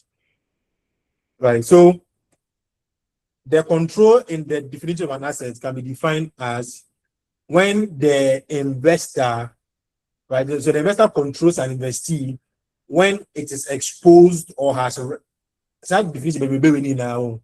It is simply telling you that when the investor can control the equity interest, this character. So look at it. So an investor controls an investee when it is exposed or has a right to variable returns. You know variable returns. Variable returns is dividend payment is come on now. This variable returns, see. Because dividend, when you own MTN shares, you don't know how much is to be paid. The return that you get from MTN shares is dependent on MTN's performance. So it's not fixed. Unlike the interest on the loan. So if you are giving someone a loan and you charge interest, the return on that investment is a fixed interest, fixed income interest. But for equity, usually it is a variable return. From its involvement with the investee and has the ability to affect those returns through what? Its power over the investee. Right. So we look at what? Exposed to variable returns and also power to control what? The investee's what? Affects. So we can have variable returns, but in most cases, we may not affect, right? We may not affect, or we may lack the power to affect. So we cannot say we have what? We have control. Example, how many of us have owned shares? Right? Just give me thumbs up. They own shares, Casaprec did shares, IPO, Zen did IPO. How many of us own share? Okay, mute. That's fine. Let's continue. So let's assume that I own shares in MTN, right? If I own shares in MTN as it stands now, I am exposed or I have right to variable returns, right, in the economic activities of MTN. Please, do you understand? Yes. But do I have the power to affect the activities or the affairs of the investee? No. I can't go to MTN and say that change your board of directors. I can't go to MTN and say that change your product line. I can't go to MTN and say that let's invest in this sector. No. You see, even though I hold shares, my shares is so insignificant that I might not even have the power to cause any change in MTN. So I'm exposed to variable returns, but I don't have the power over the investee. If I'm exposed to variable returns and also I have the power to affect the affairs of the investee, then that is called what? Control. So you realize that at no point in this definition do you see 51% giving you control. There's no point in this definition. Have you seen that? I'm saying that control is when you have 51%. No.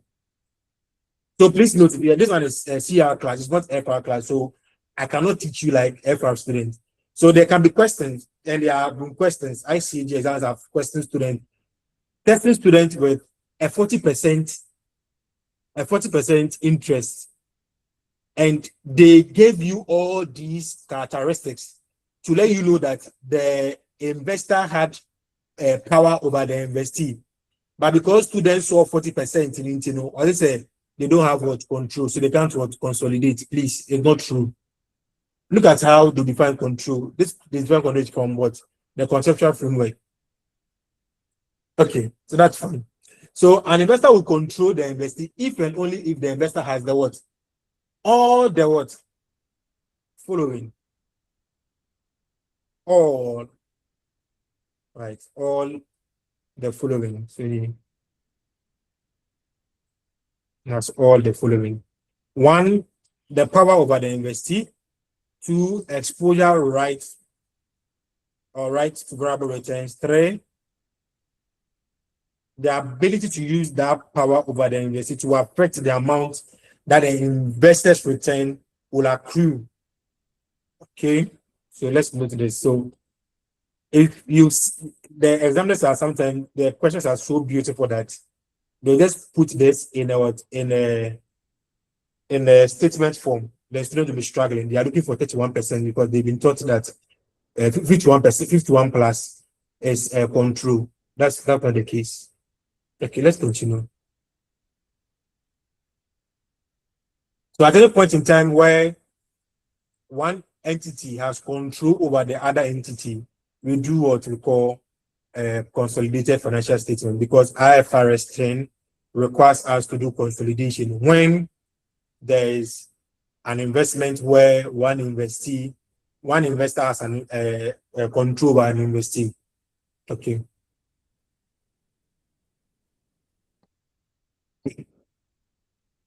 So a group is the parent and its subsidiaries, right?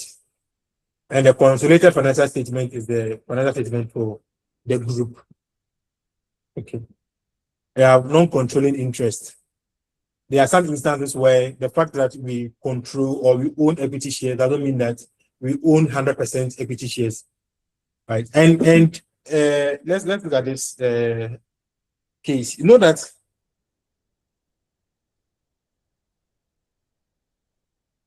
100%, right? 100%. Once someone has control, right, it means that the many people that owns equity shares do not have control. That's basically it. There will be limited circumstances where we can have joint control, and in that case where there's joint control, we have to use IFRS 11, right? We have to use IFRS 11. Okay.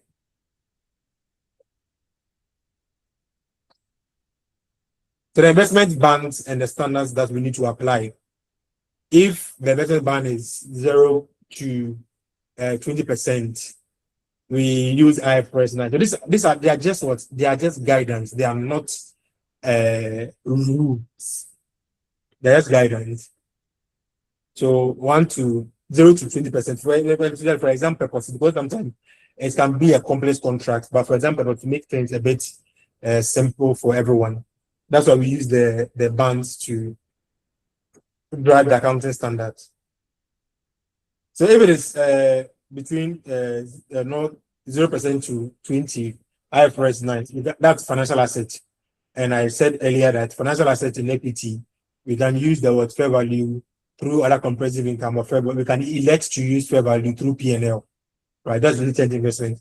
If it is less than 50% or more than 20%, then we use equity accounting and IAS 20. That's when we have significant influence but not control.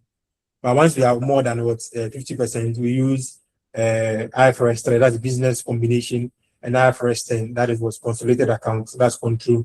Once there's joint control, we use IFRS 11, right? We either use equity accounting or consolidated account, depending on the type of joint arrangement. Right? The joint arrangement can be a joint venture or a joint operation, right? It can be a joint venture or a joint. If it's a joint venture, then we have to use the equity account. The joint operation, then we have to use what? The consolidated account. So that's what will trigger the application of, that's what will trigger the percentage or investment band will trigger the accounting standard that we need to use. So far, are there any questions for me? I don't think so. Okay, let's continue. So related to complex group, right? So this chapter will introduce the first of several more complicated consolidation topics, right? So the best way to tackle this question is to be logical and to carry out the consolidation on a step-by-step basis.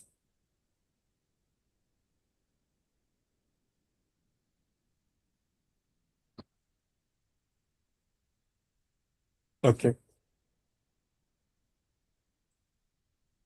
So this one type of complex group structure where we have a parent with two subsidiaries, right? So for our discussion, we would assume control to be more than what 50 plus, right? So when you have more than 50 plus, we'll assume what control. It doesn't necessarily mean that that is how control is defined, but because of exams, because you might not have the full description, right, or the fact of the case to determine control, it's easier to sometimes use the percentage in examination.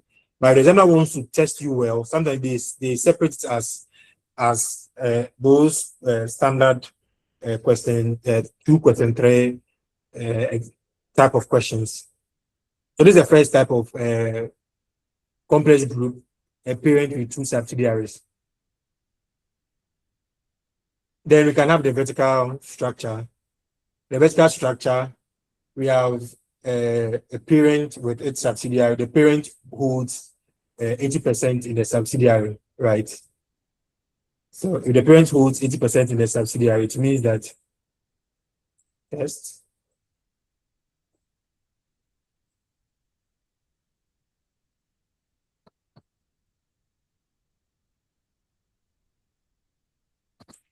Okay. So the parent holds 80% in the subsidiary. It means that there is a non-controlling interest of what? 20%. Do you understand? Right. So it basically means that, let me put this one here so that we appreciate it. Okay. So it basically means that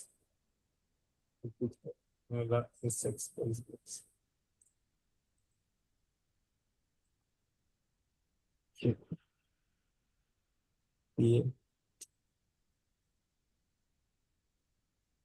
Okay. So what does it mean? It means that the owners of this company, right? The owners of this company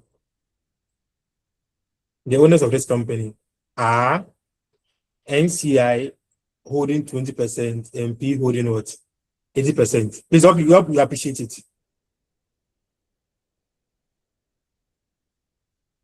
I'm trying to class. Yes. Yes, sir. So this is how the structure looks like. So parent holds 80%, then the non-controlling interest holds 20%, because the ownership of S is 100%. It means that NCI holds 20% and P holds 80%. Then this S as a company, right, owns this SS, right? It owns this SS 75%. What does it mean? It means that P, right? It means that P holds 80% of the 75, whereas the NCI holds 20% of that what 75. Please do you understand? Of that 75. That's the meaning. Right. Yes, sir. Then let me just delete it to make it a little bit see. Then there is also what? Okay, so let me bring this one here.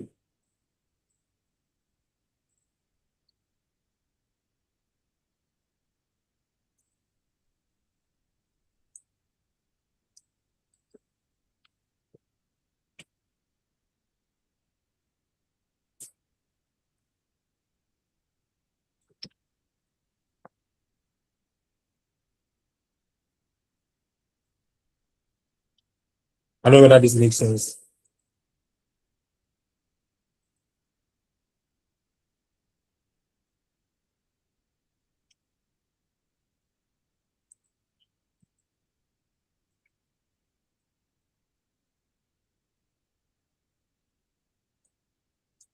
Okay, I hope this makes sense. Please come again. Okay, so see, if we don't like mute and interact, I'm confused. And please go back. I don't understand. If we don't do it that way, right? You get trapped on answer by engineer. So this is see this structure, right? Means that let me use it. Okay. So you see that P own this structure is a vertical structure, right? It means that P owns 80% in the 100% ownership of X. So if X is the ownership of X is 100%, what it means that the parent or this entity, right, this letters represent companies. It's that this P as a company holds or owns 80% in S. Please do you understand? It means that Yes, there are other businesses or the other shareholders who will want to call owners of S, but they don't have control. So we call them non-controlling interest. If P owns 80% in S, it means that those other shareholders who own shares in S are made up of how many percentage? 20%. 20%. So it means that when you take S as a company, right? S as a company, who are the owners of S? Who are the owners of S? The parent and the NCI. The parent and the NCI. So the parent who owns 80% and the NCI who owns what 20%. So I don't know how you've been taught and how you actually appreciate group structure or the investment arrangement, but let's see it like the way it's been demonstrated on the screen. So the owners of S are parent and non-controlling interest. So just know that the parent and non-controlling interest are two investment companies buying shares in what? In the subsidiary. It's as simple as that. If the parent does not own 100% of the shares in S, it means that there are other investors who own shares in S, and those investors want to call non-controlling interest 20%. So any investment that S makes, it means that it is financed by the 20% ownership in non-controlling interest and 80% ownership by the parent. And I'm using two words carefully: ownership and control. Ownership means that you own part of a business. That means you are a shareholder. Control means that you are a shareholder and you have control. There are two different things. So don't let us mix the two words. So when I say ownership, I mean that anybody who owns shares in the entity, right, is an owner of the entity. And in this question, the owners of S as a subsidiary are the parents and the what? And the subsidiary. Now we go to another entity, which is SS. SSS is also a company, right? This SS company, right, it will also have what? 100% ownership by default. It also have its own 100% ownership, because every company's ownership by default should add up towards 100%. I don't know whether we appreciate it. Yes, sir. Yes. Very good.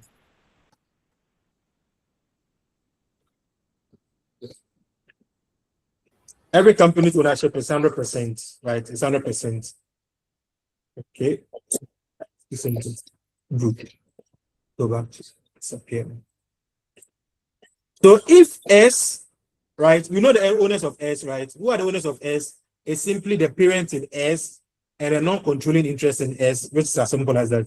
So if S, right, let's hold on. We'll spend some time here. You appreciating it. So if S makes an income or earns an income of 50,000 Ghana cedis for a year, right? How much would parents get?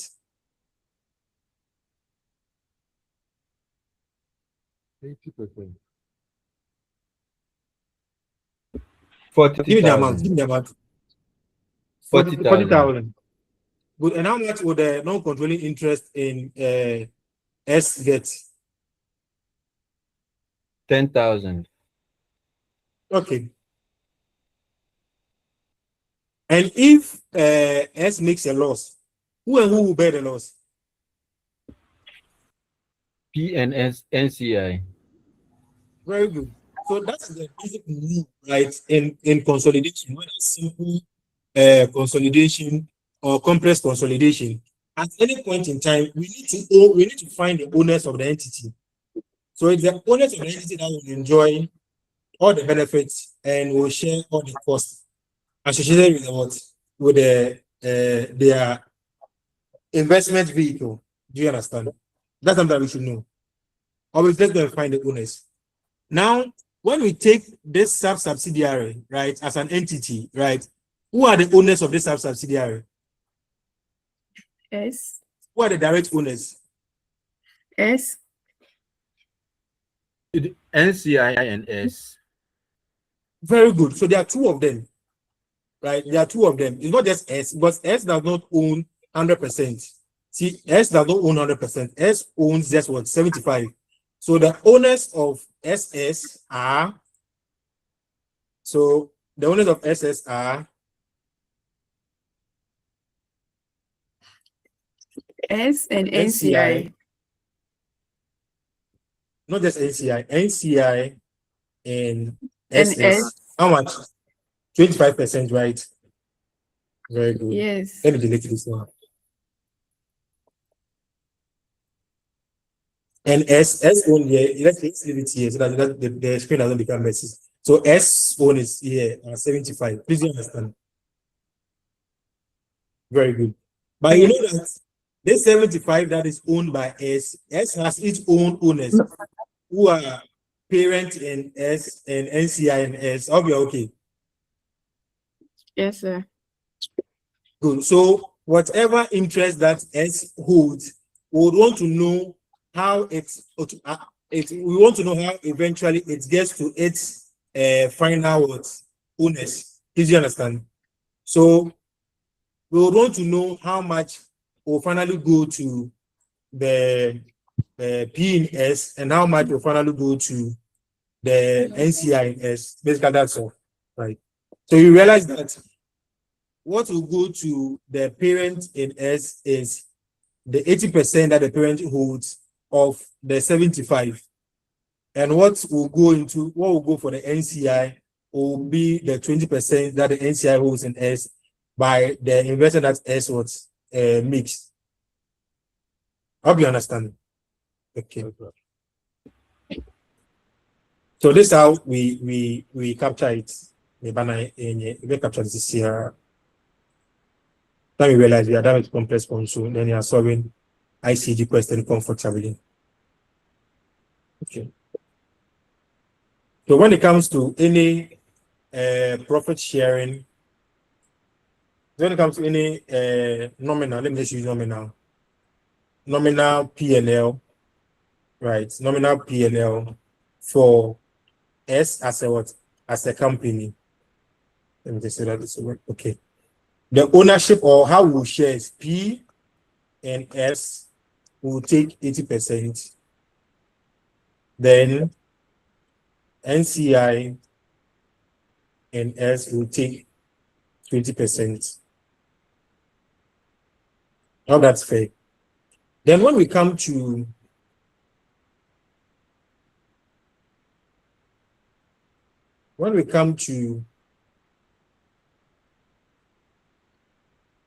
any nominal changes in SS, right?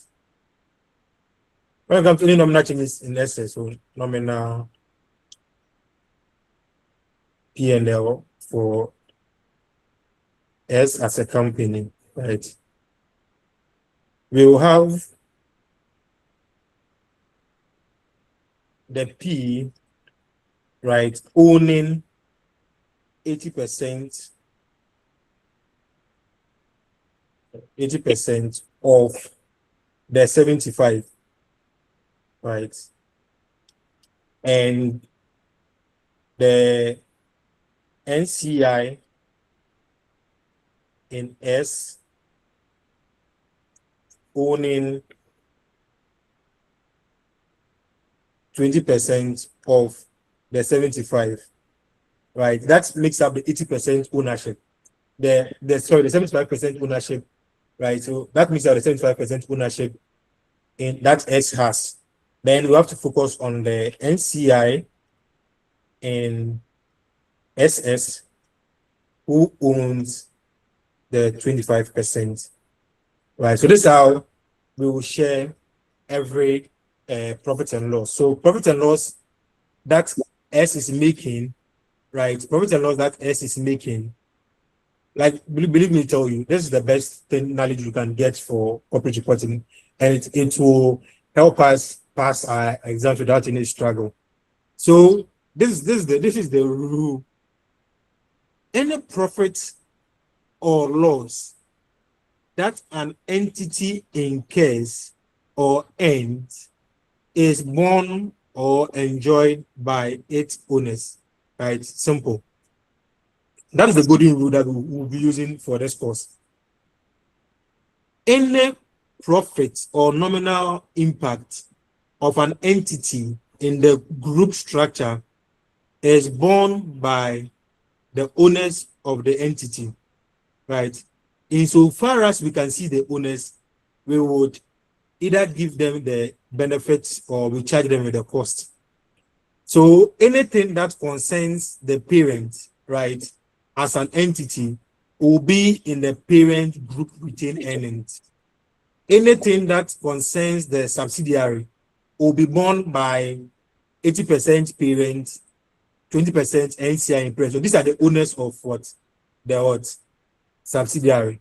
Anything that concerns profit, unrealized profit, and impairment charges and what have you for SSS will be borne by the owners of SSS. So who are the parents, 80% of 75, the NCI and S, 20% of 75, the NCI and SS, 25%, right? But sometimes in our examination computation, we don't want to see this NCI and S, NCI and SS, but they are there. We will just want to add these two together, right? So that any sharing, because it's going to one account technically, when we are doing our exam computation. But in reality, if you should have a subsidiary, the NCI and the subsidiary and the NCI and the subsidiary, they are two different entities, so you cannot add the two together. But for an exam, we can add. Helen, class we won't unmute and just interject, and let's continue that way. Don't put up your hand because sometimes I might not see your hand. So please ask your question.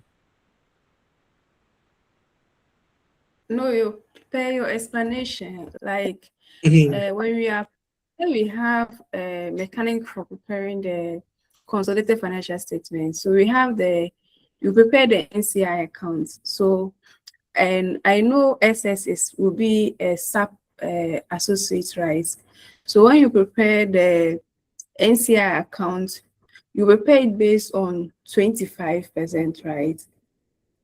Then when you are sharing you pay based on 25%. So let's go to the profit. When you finish preparing the profit and loss, then you come to share the profits and the what's it called, the OCI. So you prepare the NCI share of profit, then you take the 20% from the 25 that you prepare. Then when you come to the group retained ending, you prepare the sub-associated, the subsidiary based on the 80%, then you take 75% from it, then you add it to the group retained ending of the subsidiary. I don't know if I'm making any sense or you get what I'm trying to say. So your point being? My point, you see the presentation, you say 80% of the 75. So, and the 80% is for, when you're preparing the group retained ending, is for the parents. Yes. So yes, after preparing, yes. So when you prepare when you are doing the okay, the group retained, and you prepare both the subsidiary and the sub-subsidiary together. Yeah, so we shouldn't jump like that when we get there. So this is for us to actually appreciate the ownership structure, right? I just want to take it gradual, if you don't mind. If after the class it's If the explanation is not clear, we will look at it again. Okay. But it's No. just for us to have this basic knowledge, basic knowledge that I'm not even going to the mechanics of preparing even in mechanics, the assumption is that it is the owners of the entity that bears the loss or the what or the gain. Basically, that's as simple as that. So that's the kind of knowledge I want to just present now. Then we move on gradually. So for any profit or loss sharing for the subsidiary, the owners are parent and what NCI. For any profit and loss sharing for the subsidiary, the parents are the owners are parents NCI and S and NCI and SS. That's how I just want to present it for now. So at least we know this concept of one NCI and NCI and SS. At least that should be fine. Okay.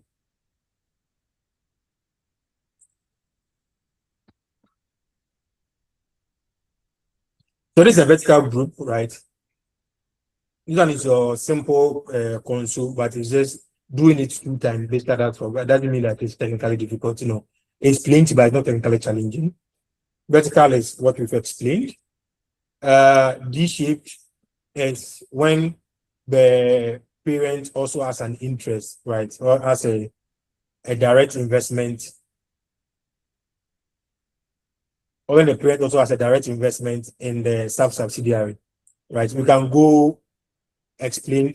So here, when we want to see the owners of S, right? Let's all try and support with this part. We want to know the owners of S. The owners of S are, yes, who can assist us? The owners of parent, S are the parent and add the percentages. NCI. Add the percentage.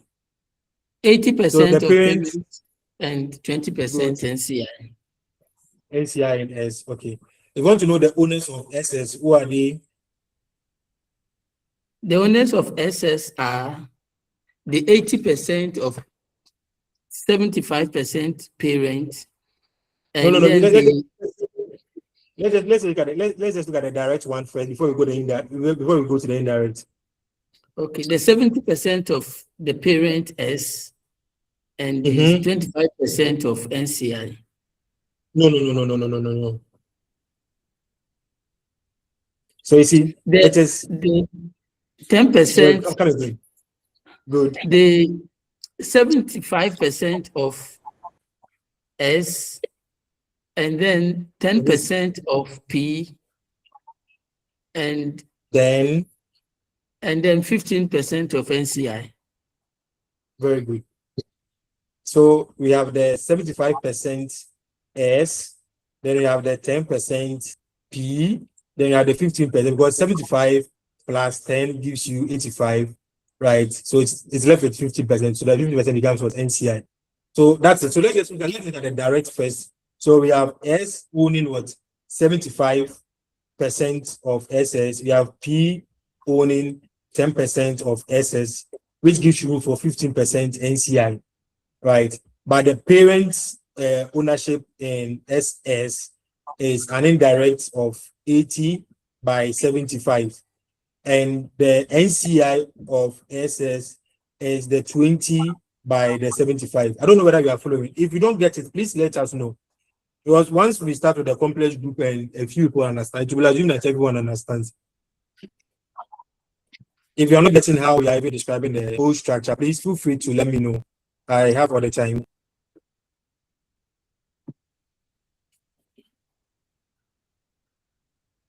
Okay, it's assumed that we understand, so we can move on.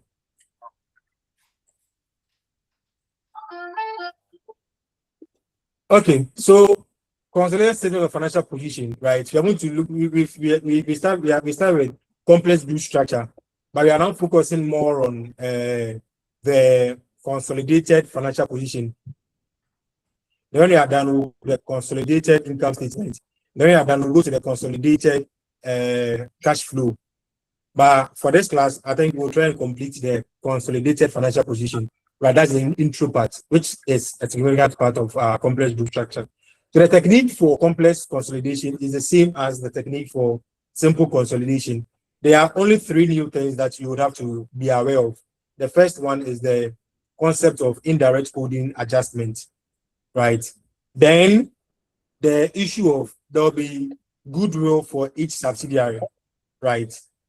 Then there will be NCI for each subsidiary. Basically, that's all. So we thought we have been discussing. We can see that when we come here, P buying S, there'll be goodwill. S buying SS, there'll be goodwill. So two goodwill accounts, but it will be one. In terms of the balance sheet, we'll present it as one. Then we have two NCI, right? One NCI here, NCI in SS, then NCI in S. So two NCIs. But we'll present it as one NCI because in actual sense, you have to separate it, but for the examination and presentation, we have to add the two. But just so that there'll be that, how do you call it, two NCI and two goodwill. And the only thing that we would have to bring our attention to that, we'll have to do some calculation is this guy here. This guy here. Anytime there is this indirect ownership, we have to do indirect ownership adjustment. Like when we go to the vertical, there is this indirect ownership adjustment. But if it was this guy here, there's no indirect. They are all direct. This guy here. See, this guy here is just direct and direct. So there's no need for any adjustment. So once there is some form of an indirect adjustment and an indirect ownership where the parent owns the portion of the subsidiary, sub-subsidiary through the subsidiary, we'll have to do that indirect holding adjustment. I'll explain it later. But just for you to know that whatever we knew from simple consolidation is 100% plus one applicable here. We're just doing this small adjustment. That's all. Right. So this is the mechanics of doing group structure. Right, so the best approach is to first set out our 5 workings. Right. So the first one is to establish the group structure. The second one is to determine the net assets of the subsidiary. I don't know whether you are hearing this concept for the very first time. If we do, just raise up your hand and let us know. Then the 3 will do goodwill determination. 4, we would have to compute non-controlling interest. So 3 and 4 will have 2 goodwills. 4 will have 2 NCIs, right? Then we have the group retained earnings account. The group retained earnings account is anything that concerns the holding company goes into the group retaining account. So the Bernard's golden rule of console is it is the owners of the entity that enjoys all profits and bears all losses accruing from the entity. Example, if the subsidiary makes a loss, it is the parent and the NCI who will bear those losses. Workings 1 is very simple. There are 3 key requirements when it comes to complex group structure.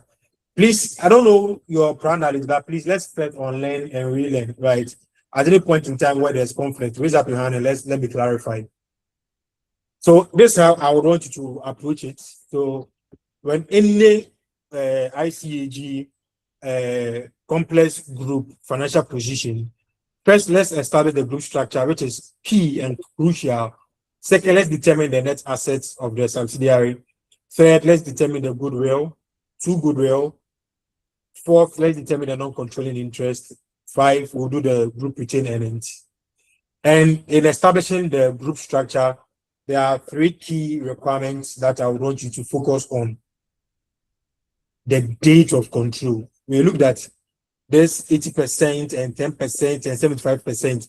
But at what point in time did we achieve the 80%, the 75%, and the 10% is very crucial, right? So if in this one, right, with this one, if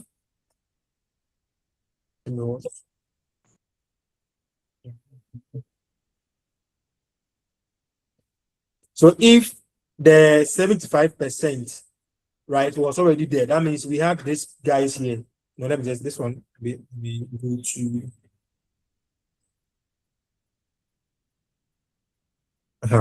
this one is a bit easier. Not that the other one is difficult to do, but it's easier to explain.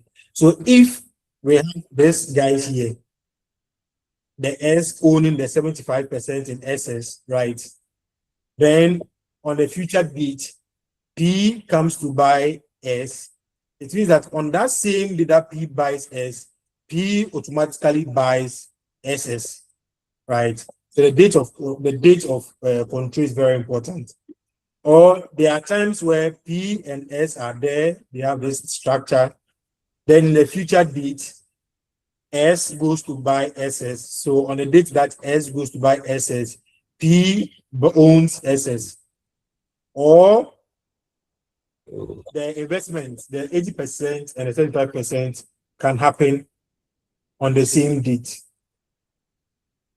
Okay. The date of control is very important. You have to indicate the date that the parent acquired more than 50% share of the equity rights of the subsidiary. Right. That's crucial. And you have noticed, right? You have noticed that at any point in time, there is a form of indirect ownership through the subsidiary. So here, the subsidiary must own the sub-subsidiary before the parent can own the sub-subsidiary, right? Here, with this structure, you realize that the subsidiary does not necessarily have to own the sub-subsidiary, because here the subsidiary can have 25%, right? And the parent can have, let's say, 45%. We realize that this subsidiary does not own, how do you call it? Does not have control. But with this interest and this interest, the parent has what? Control, ownership, and access. So for vertical group, it is a must for the subsidiary to own the sub-subsidiary. But for the D-shaped, yes, for the D-shaped, the parent direct interest plus the SS interest can result in what? Can result in control. So we don't necessarily expect that S will own what? SS. So this one can be 25%, but it can be 40%. So the 25% plus 40% is 65%, gives parent control over the SS, which is fine. All right, so the rate of control is, you would have to indicate it when you draw your group structure, right? Here, you don't draw a group structure, we establish a group structure, you have to indicate it. The date the sub-subsidiary comes under the control of the parent is crucial, right? That date is very crucial. There are two instances. It's either the date at which P acquired S, and S already holds what? Controlling interest in SS. Or if S acquires shares in SS at a later date, right? So that's what we need to do. Point one is establish the group structure, but in it we need 3 points. State the date of control for each of the entities, for both the subsidiary and the sub-subsidiary. It's very crucial, because here we get to know the post-acquisition profits and losses, right? If we're able to know the date of control, then we can know the post-acquisition profits and losses. So the acquisition date for the entities might be different. Okay.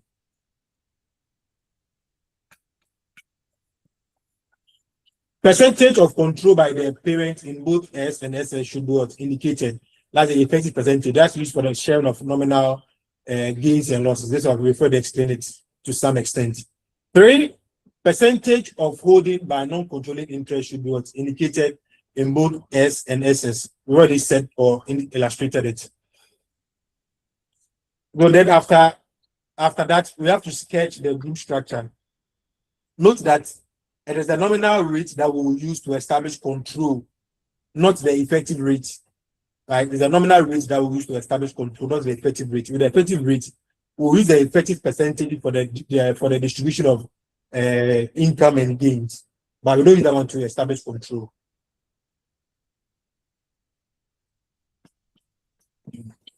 So this is an example of what I would want you to show, right? So the effective percentage. So with this one, this one, yeah, this one, yeah, this one. This structure, right? I think we've already discussed this already. So parent in subsidiary, we said it's 80%. NCI in subsidiary, we said it's 20%, so giving us what? 100%. The effective percentage in the subsidiary. The parent has a direct interest, right? There's a direct interest, right? 10%. Then the parent has 80% indirect interest of 75%. So that gives us what? 60%. So total, the effective percentage of the parent in the subsidiary is 70%, right? The NCI in the subsidiary direct is just what this one is 75. So it's 15%. Then the NCI here, this NCI, because if parent owns 80%, there's NCI of 20%. So 20% of 75 gives us what 50%, or we are about 100%. I think this is clear enough for us. So this is what I was trying to say, right? We've said this, right? I've clearly indicated this to you, right? I've clearly indicated this to you, that you realize that this NCI in the subsidiary, right, has 20% here, and this NCI,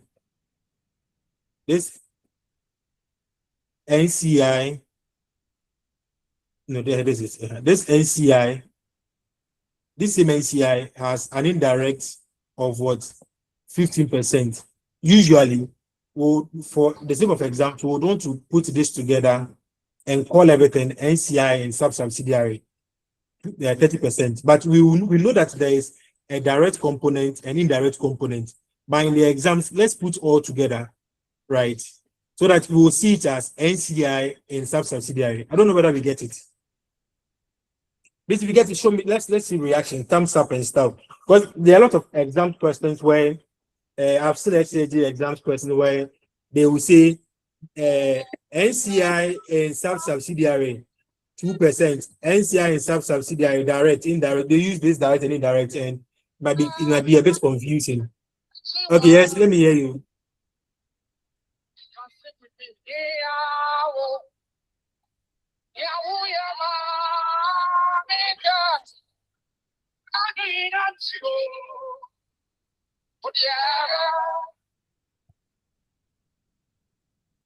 Please can we mute when we are not speaking, please?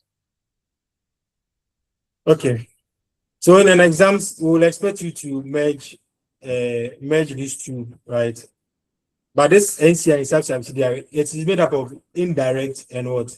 Direct, right? So it does it. Perfect. Okay, let's continue.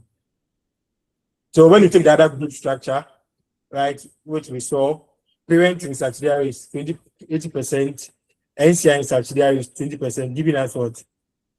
100%. Then parent in subsidiary indirect is 60%, that is 80-75. Then NCI in subsidiary, we will add everything as one, which is 40%. Okay. So the concept of indirect holding adjustment. So once the parent has a subsidiary, then there is an indirect holding adjustment that we have to make. So in group account, we are preparing the account from the perspective of who? The parent. So let's go back.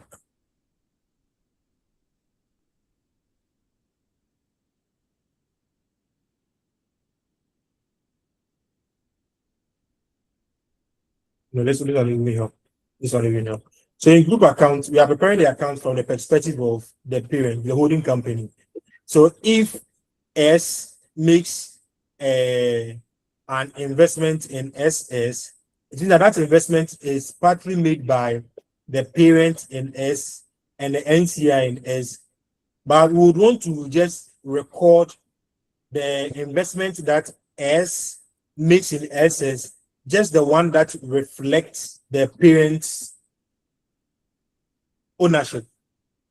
So if S makes 75% interest in SS, we want to know how much is the parent's consideration for that investment.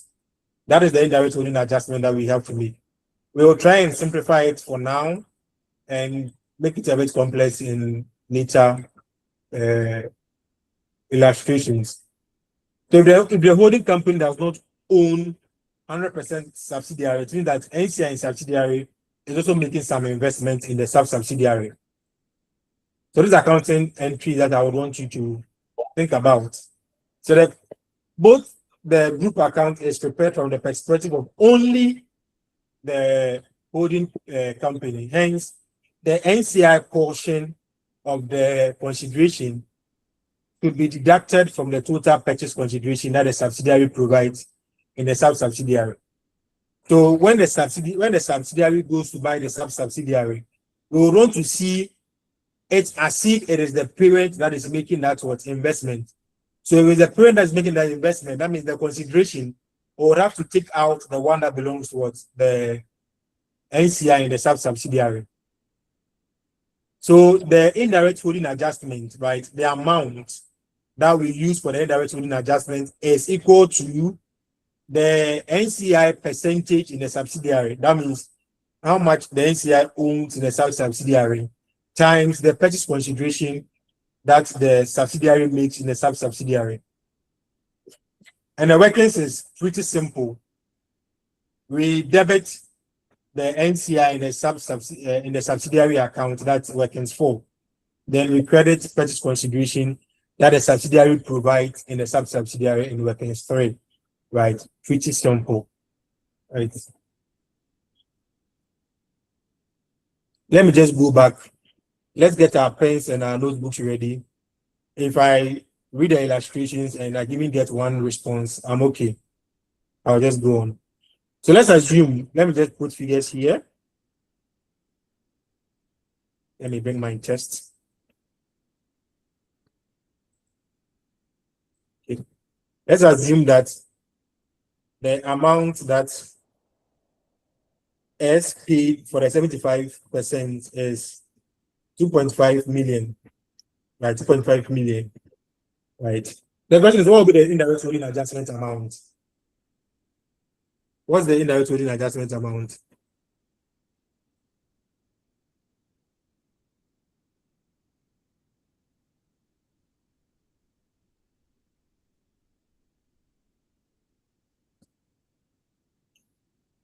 What's the indirect holding adjustment amount?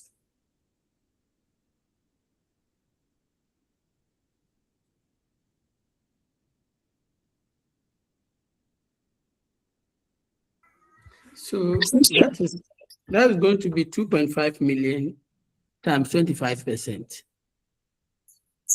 Times what? 25%. Times 25%.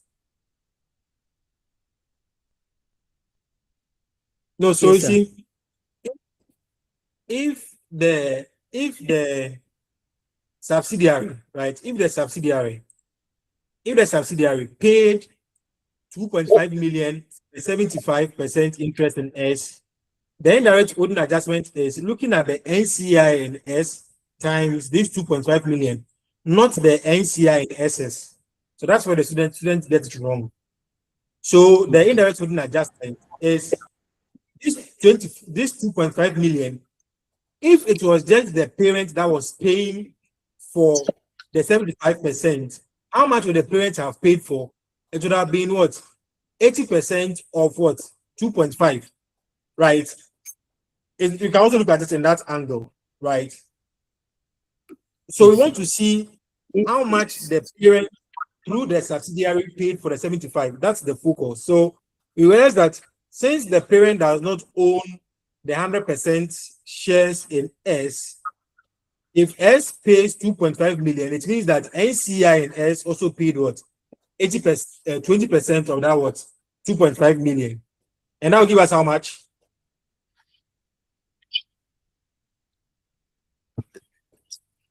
That will give us 500,000. 500,000. No. Don't say it that way. Look at the structure that the examiner gave you. 2.5 million. Again. They don't give you the value of 2.5 million. If you give your answer in 500,000, like presenting your answer in like how do you call it, presentation. 0.5 million. Yeah, so 0.5 million. So that would be direct within adjustment, right? And now we know how to determine it. How to treat it is secondary. So first, let's know how to determine it. At any point in time where the parent does not own 100% in the subsidiary, the indirect within adjustment is simply the NCI in the subsidiary, right? By the purchase consideration that S is what? Making it SS. How that is clear. Yes, sir. Okay. And what it means is that if you're able to understand the credit, the debit is clearly obvious. Let me try to explain the double entry so that at least you get to appreciate a bit. So here, the credit is that we will credit purchase consideration that the subsidiary provides in essence. No, purchase consideration is an asset, right? So the purchase consideration that the subsidiary is providing in essence is the 100% purchase consideration that the subsidiary is providing for its interest in the subsidiary. I hope we are all okay with that. Let's get some thumbs up whether we are okay. Okay, that's fine. So we will reduce that purchase consideration so that whatever we see as purchase consideration will only be the purchase consideration that the parent is providing. I hope that is clear. Good. Now, when we come to the subsidiary, the NCI account, right? When it comes to the NCI and subsidiary account, right? It is assumed that that NCI and subsidiary account is an equity account. How do you know it? It's an equity account. Yes. Well, it's an equity investor account, so it will have a credit balance. So it's assumed that it is an equity account. But because in the group structure, we don't see the NCI bringing money to come and buy the subsidiaries, we assume that we will take it from their equity account. Let me show you.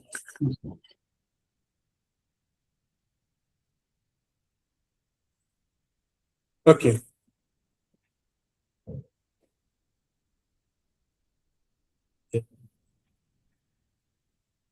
So you see,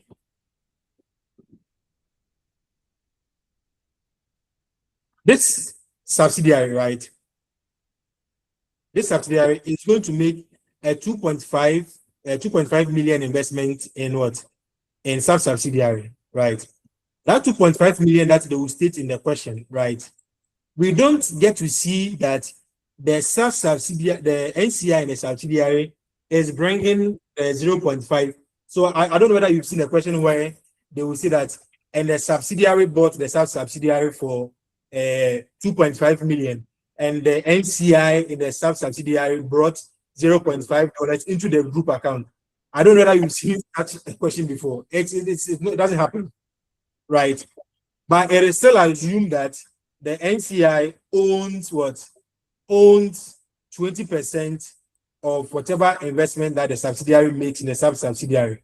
So if you own 20% and are not bringing any money, what we will do is that we will take it out of your equity account, right? So we will debit your equity account. That's the meaning. So that's the meaning of the double entry that we have here. So we will put it in an adjustment, but the proper double entry sort of explained. So we will debit the equity account of the NCI, simple. Then we'll credit or we'll reduce the purchase consideration to reflect only the purchase consideration that the parent is providing in the subsidiary. Then we go to workings 2, fair value of the net assets of the subsidiary and the subsidiary, right? I think this concept is very clear.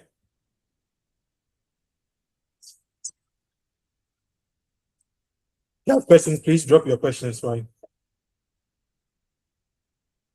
Asset is equal to asset minus liability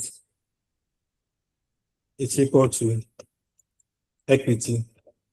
What we are looking at is the buying of what? shares, right? So when we look at net assets, we want to just focus on the what? On the right-hand side of this equation.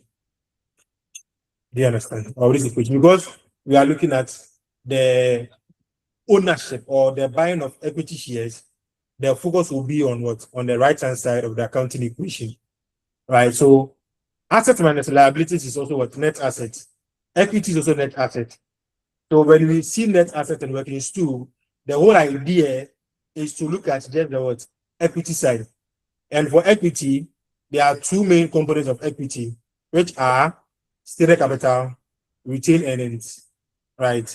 There are some instances where you can have revaluation surplus and share premium, right?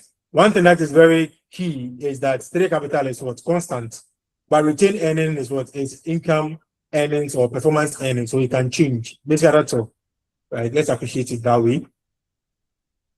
But it's usually assumed that the stated capital at acquisition and at reporting will be the same, right? It will be the same. And it's even a condition for consolidation, right? So we expect that the stated capital will not change.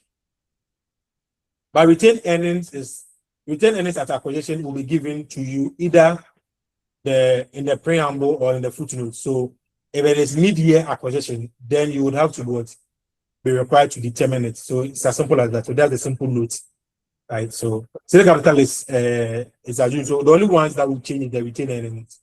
And retained earnings, it's either you are getting it in the preamble or the first footnote or second footnote. If it's mid-year acquisition, then you'll be required to determine it yourself.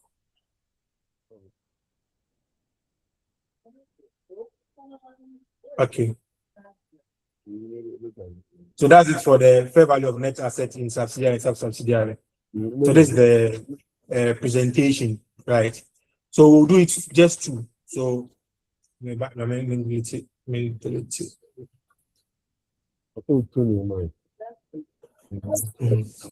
so here we will have one for subsidiary and one for sub-subsidiary, right? We'll have creation date. And this date here, state the date. The date will come from the group structure. At reporting date, state the date. The date will come from the balance sheet date. At acquisition date, state the date. At reporting date, state the date. Okay. Then we have the stated capital.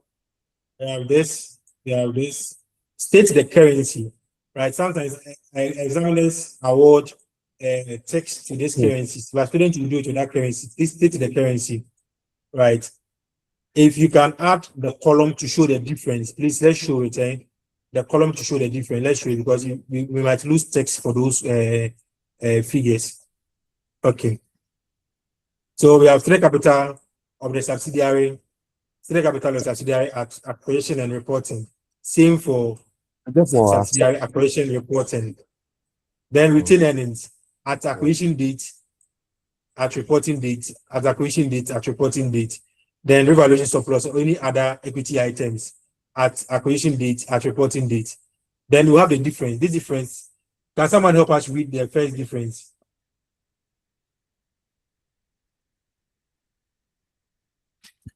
The retained earnings. Now I want us to read this. Read this. Can you see this? The one in the red rectangle. The difference between AAA and BBB is PP or PAL from S to be distributed among the owners of S. Very good. So the difference between the net asset reporting and net asset acquisition date can be either post-acquisition profit or post-acquisition loss. Either way, it is the owners of the subsidiary or the entity that bears the loss or enjoys the profit. I hope you understand. In simple terms, we know that increase in the value of an asset is income, right? Yes, sir. Right? Yes, sir. Yes. And decrease in the value of an asset is let's say an expense. Let me say it that way, right? So increase in the value of an asset is an income for the owners, and decrease in the value of an asset is an expense to the owners. I hope you are clear on that. So here we are seeing all this as assets. We are seeing this as what? Asset balance at one date. So this is the date. And we are seeing all this as what? As net asset balance at this date. Right. So if the net asset balance at the reporting date is higher than the net asset balance at the acquisition date, it means that the net assets has increased in value. I'm trying my best to explain. If you don't understand, please feel free to let me know. It's just simple net asset increase and decrease. So if you have a net asset at an earlier date, so reporting date is BB, and that net asset at a prior date AA is lower, that means the asset has increased in value. So we say it is asset after we acquired, or a profit after we acquired the asset. So we call it post acquisition profit. So see, this is the difference. This is the line. So this is the line. So see, at acquisition date, we are here. At reporting date, we are here. Right. So any movement from acquisition date to reporting date is simply what? Post acquisition.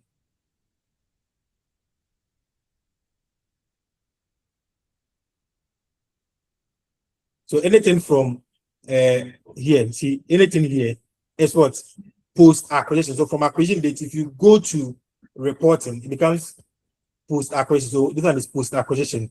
So post acquisition. So if we have something here, and after here, the next asset has increased in value, then it comes with a profit, but it is profit after acquisition.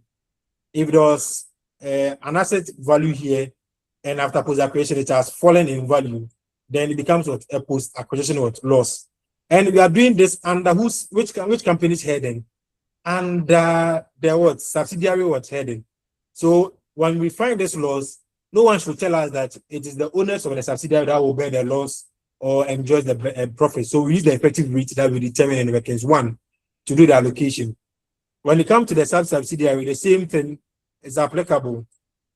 Determine the net assets at reporting, determine the net assets at what? At acquisition. Find a difference, CC and DD. If the asset at reporting is higher, it means that increase in asset value is post-acquisition profit. It is post-acquisition profit because we are here, we are on a one date here, which we have acquisition date, and we are moved towards a reporting date. So the profit between acquisition and reporting is profit after acquisition, or simply post-acquisition profit.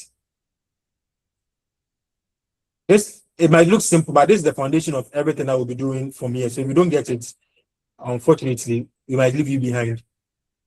Then 3, goodwill. Right, goodwill computation is just like the way we know it, right? Let me just delete what we have here.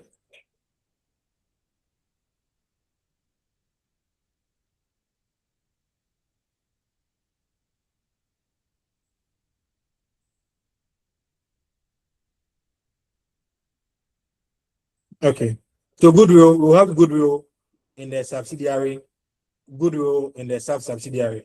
We'll have the purchase consideration, direct for parent, right?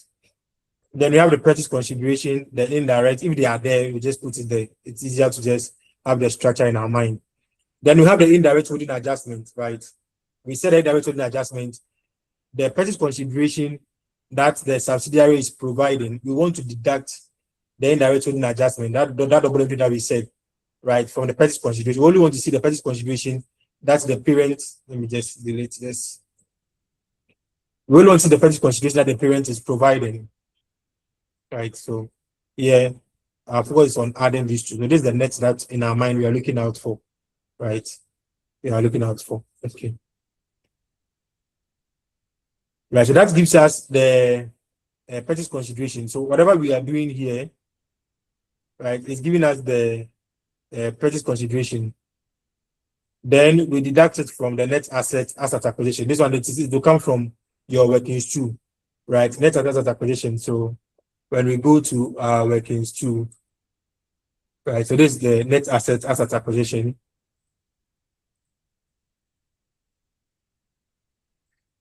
Let's use the disappearing. There is a net asset acquisition. There is a net asset acquisition for the subsidiary and the sub-subsidiary. So this is where we place it. So goodwill is just the excess of the purchase consideration over the net asset acquisition, right? Asset acquisition.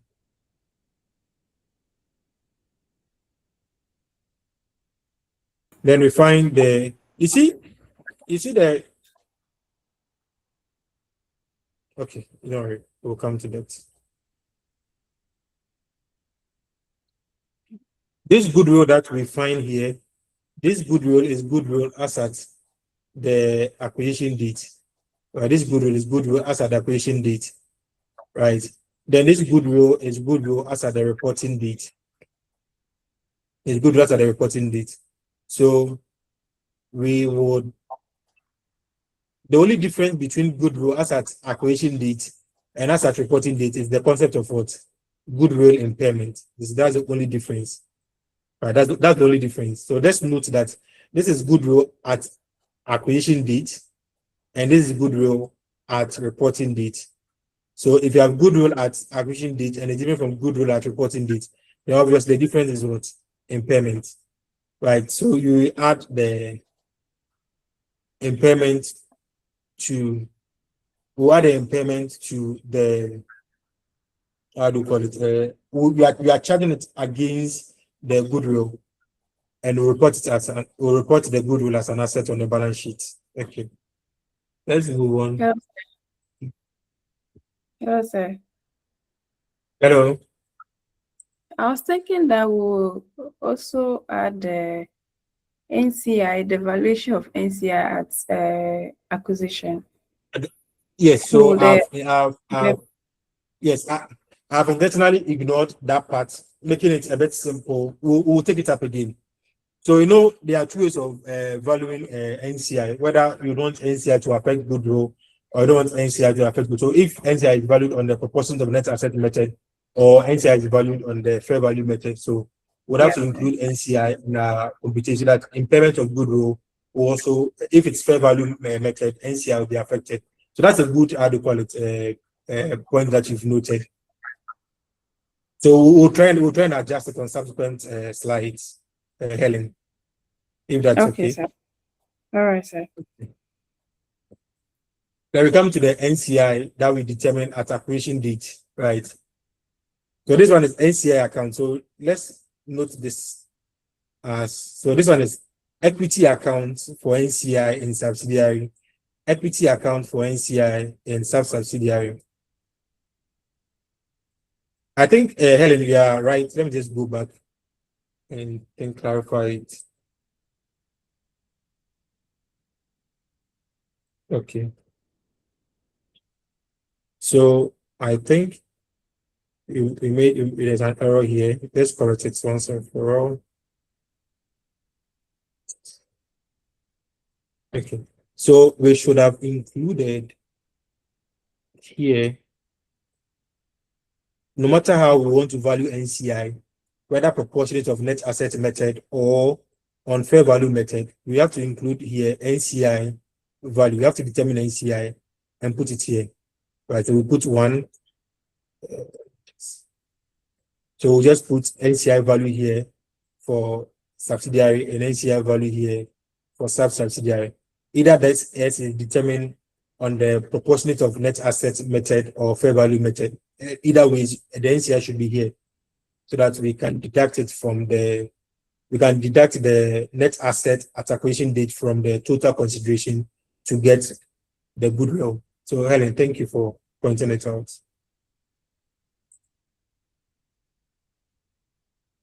So I think it's that NCI. So it's that NCI valuation that we will see in workings 4. Right. So we value NCI at acquisition and at reporting. Okay. So you have it here. You have it here. Then if there's any share of profit or loss from the subsidiary, the NCI percentage is here, the same thing here. Then the indirect holding adjustment, right?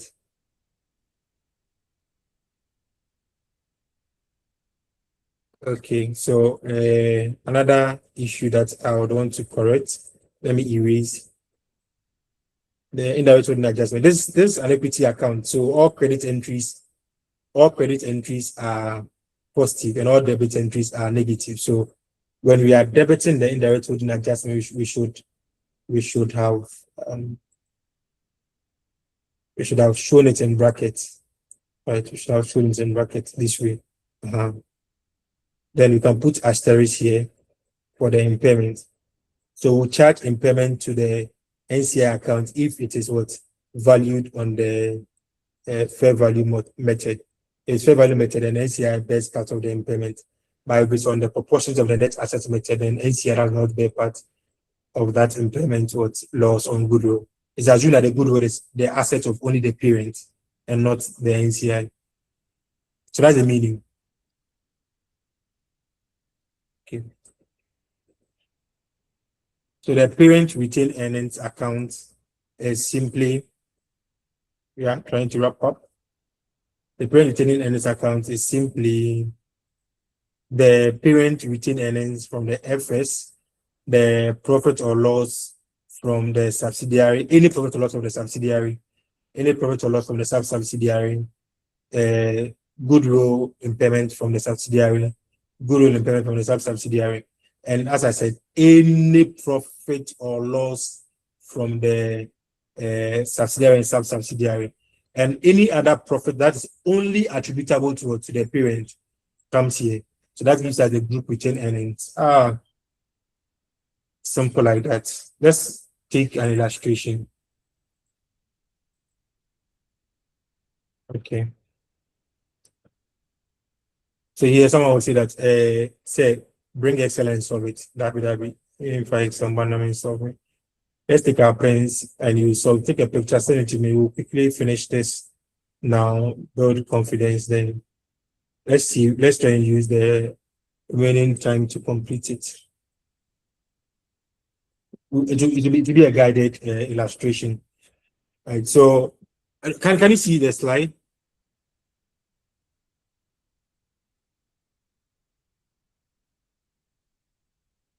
Okay. So the draft statement of financial position for P company, S company, and SS company on 30th June 20X7 were as follows.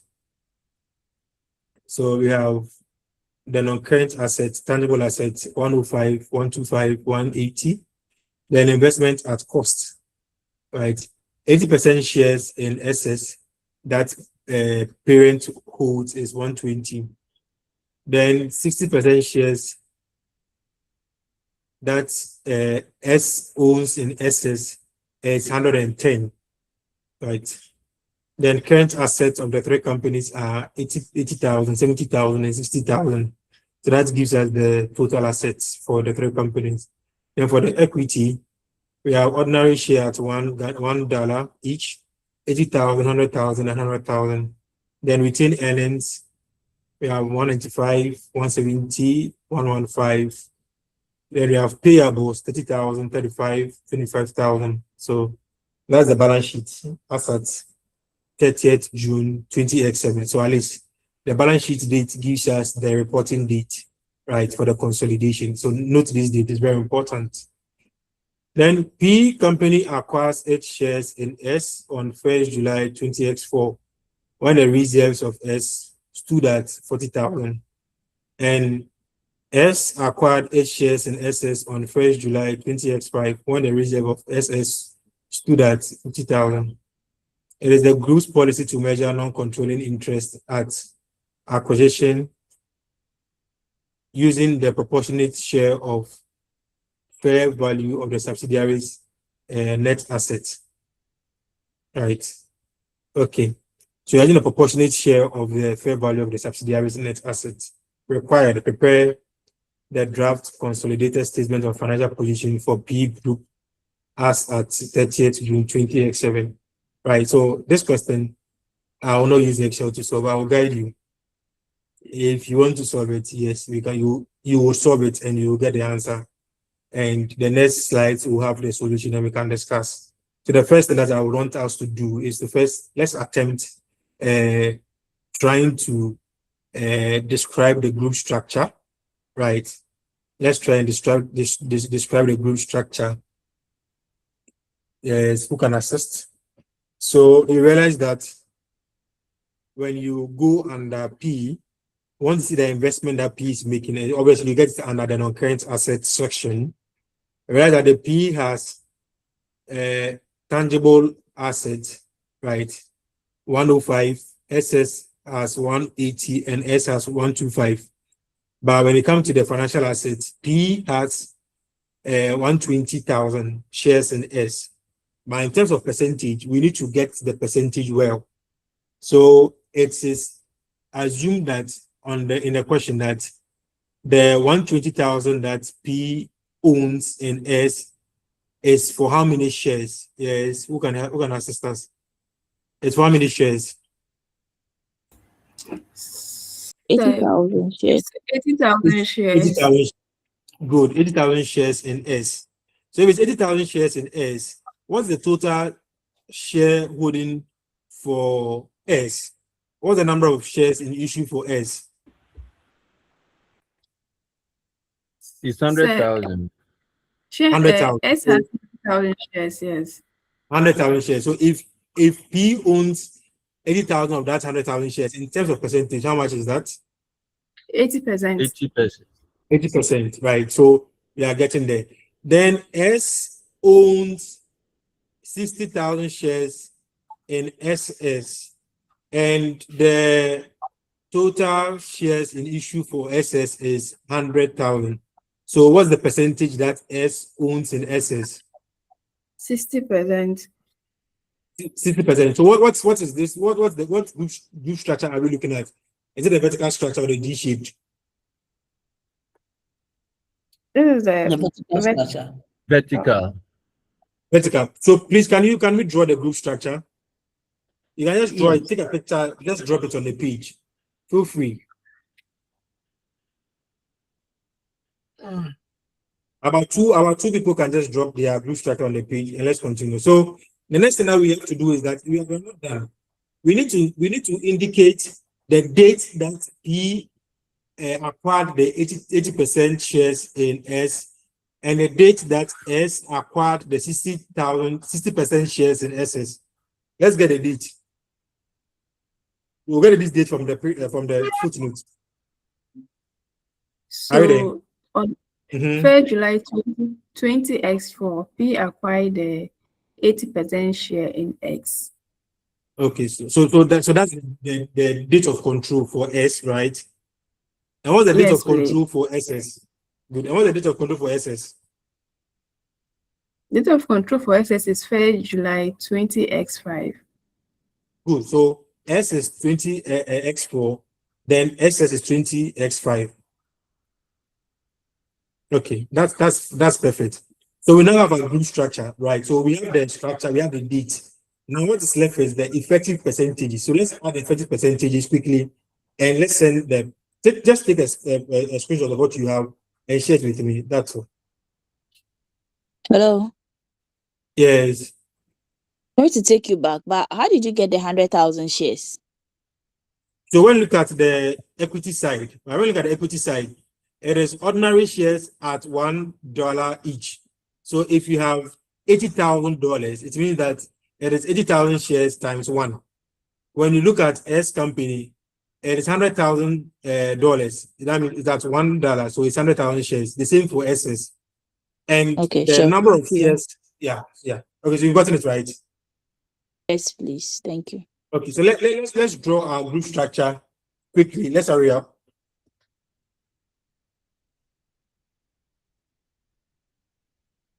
Let's hurry up. So we are looking at 3 things in our group structure. We are looking at the date of control. We are looking at the effective percentages. Then we will draw the structure. Then beneath the group structure, we will compute the indirect holding adjustment. Indirect holding adjustment is the NCI percentage in S times the consideration that S is providing. It's as simple as that. Let's quickly do that and send it. It's a mechanical way of doing it. So once you get it, you can solve any question, no matter how complex the ICAG would want to describe it.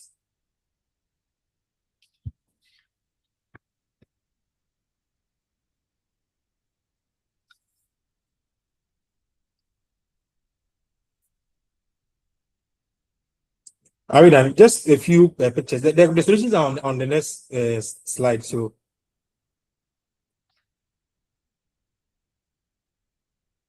I'm waiting. It's on the page. Just take a screenshot. Just take a screenshot and just send it.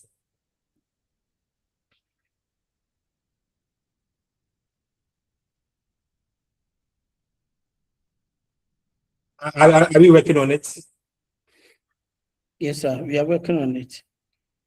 Okay, so time is not on our side. We have 3 hours to solve a complex, how do you call it, exam. Not complex, like plenty grammar. So with this, I would expect maximum 2 minutes for this exercise. The other thing that we need to, we'll be working alongside is time management. Okay. So yes, 30 seconds more. You draw your structure P to S, S to SS, 80, 60, state the date of control, determine the effective percentages.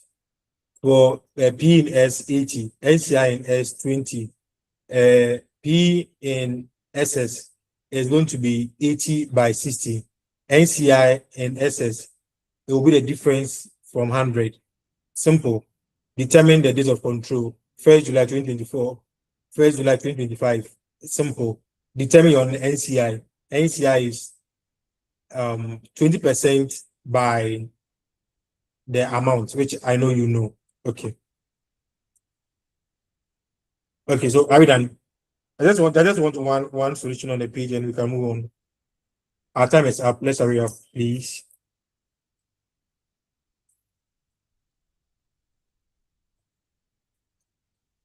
Are we done? Are we done?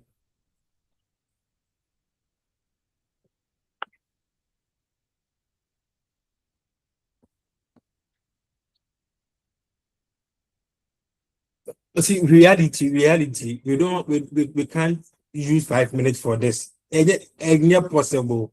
So it's not possible. Yeah, it's just one person. In case you are using Infinix and you can't take a clear picture, please don't take some. Let the iPhone people take. Or Samsung hot. No, it will be done. Okay. Are we done? Come on.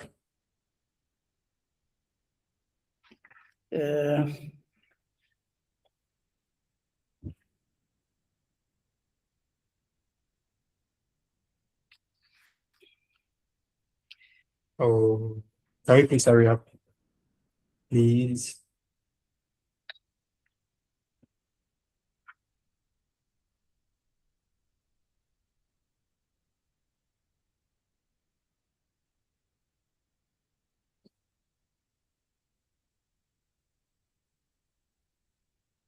I don't know where the difficulty is coming from.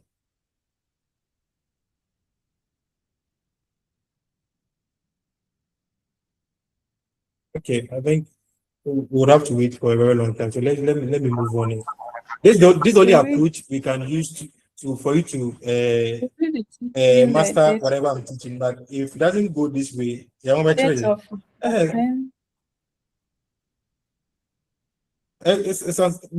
what is missing in the solution that I've received is the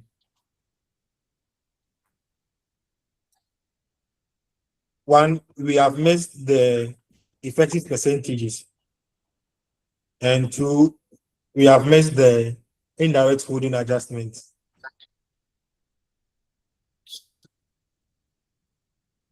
Okay. So here we have the structure is correct. The date placement is very good. It is I think we are all getting it wrong when it comes to the ownership of SS. Oh, sorry. So I think it's correct. It's 80% of, okay, even that's it.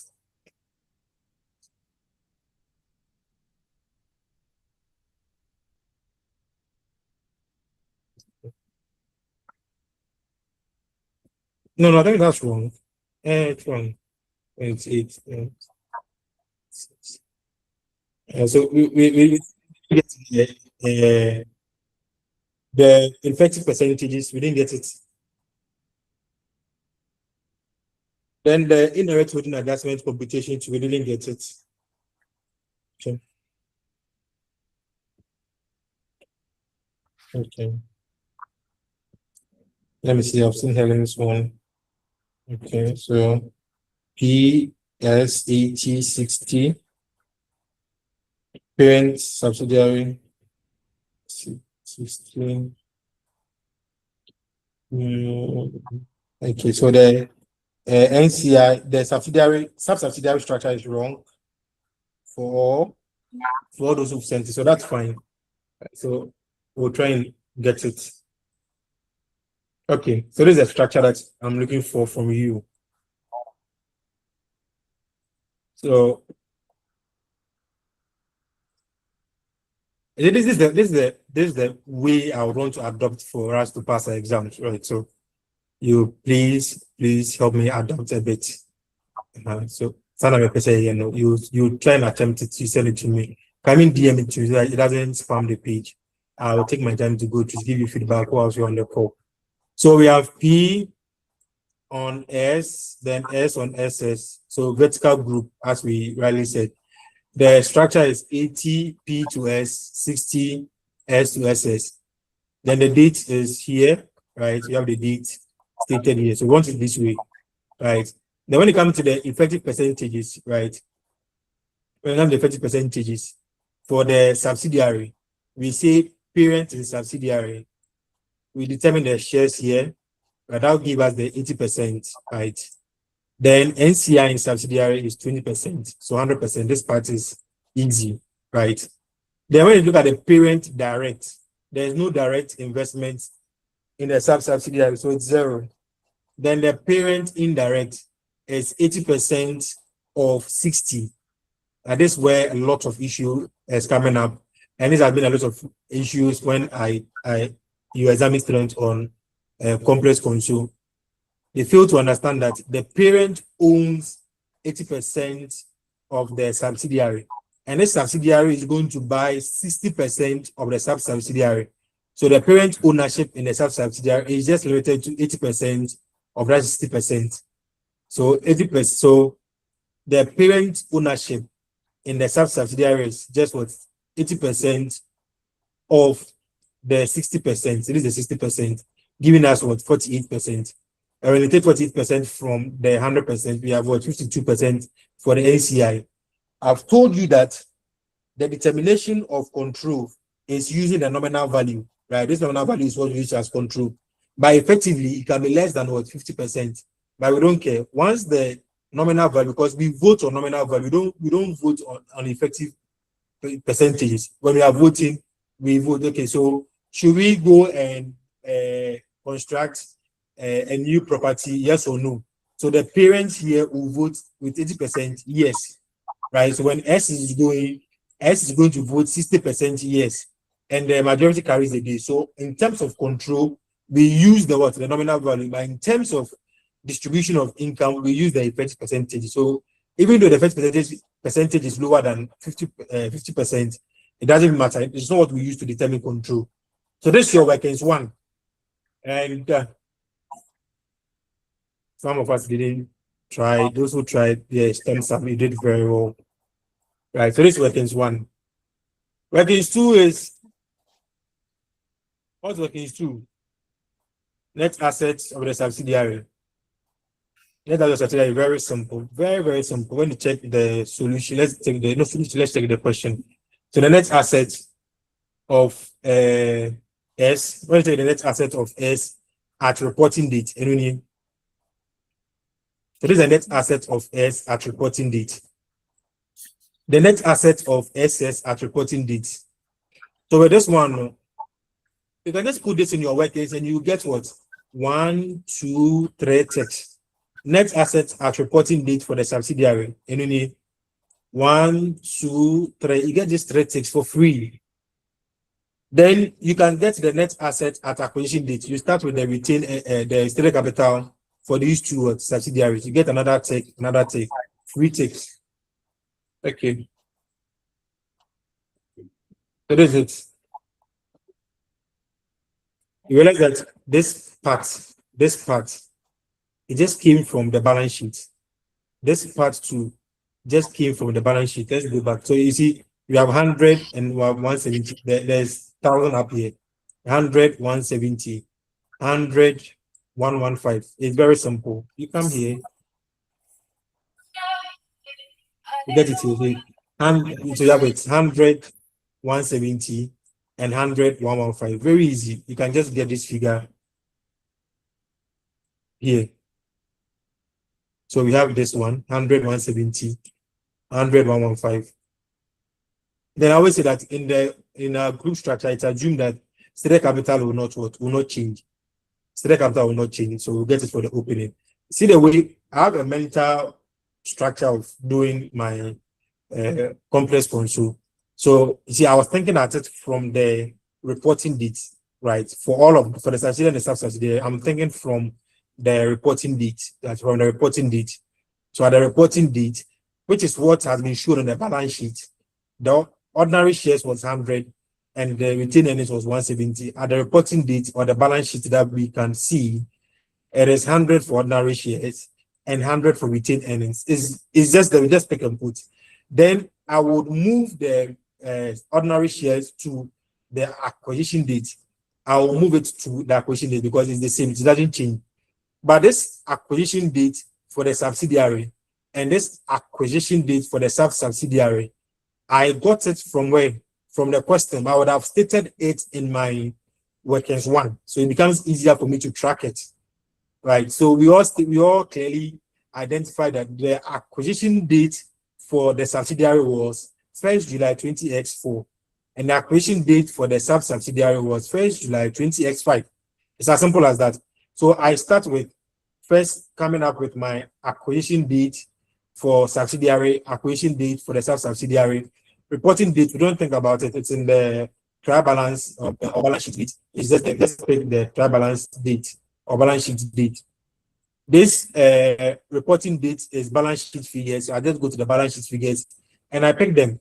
I pick what the equity is. So someone say, we just say, go and pick the equity side of the subsidiary and the subsidiary at reporting date and bring them here. That's the quick rule. So go to the balance sheet at the reporting date, go to subsidiary, go to subsidiary, go to the equity. Liability is not equity. The equity. Go to the equity, pick the equity balances, show these equity balances at what? At reporting date. Easy maths without any stress. So show these figures at reporting date. Show these figures at reporting date. Retained earnings, ordinary shares will be the same. Then it comes to this guy here, our troublesome guy here. But it's not so troublesome if we set it up this way. Retained earnings. It is retained earnings at. So in the question, there can be several retained earnings for the subsidiary and several retained earnings for the subsidiary. But once we know that we are looking for retained earnings at this date and retained earnings at this date for the subsidiary, when we peruse the question, either in the preamble or in the footnote, we can easily find these retained earnings without any stress or without any struggle. So when we go to the questions, realize that this retained earnings will not be in the balance sheet. This particular retained earnings, they are not in the balance sheet. Unlike the ordinary shares that we can just move the one from the reporting date, we can just move the one from the reporting date here. For retained earnings, we have to go and search for it. So in our question, let's go and search for the retained earnings. Let's go and search for retained earnings. Okay, so we are searching for retained earnings for. Let me get my page. So we are looking for retained earnings for the subsidiary. At what date? Yeah, who can help me? At what date?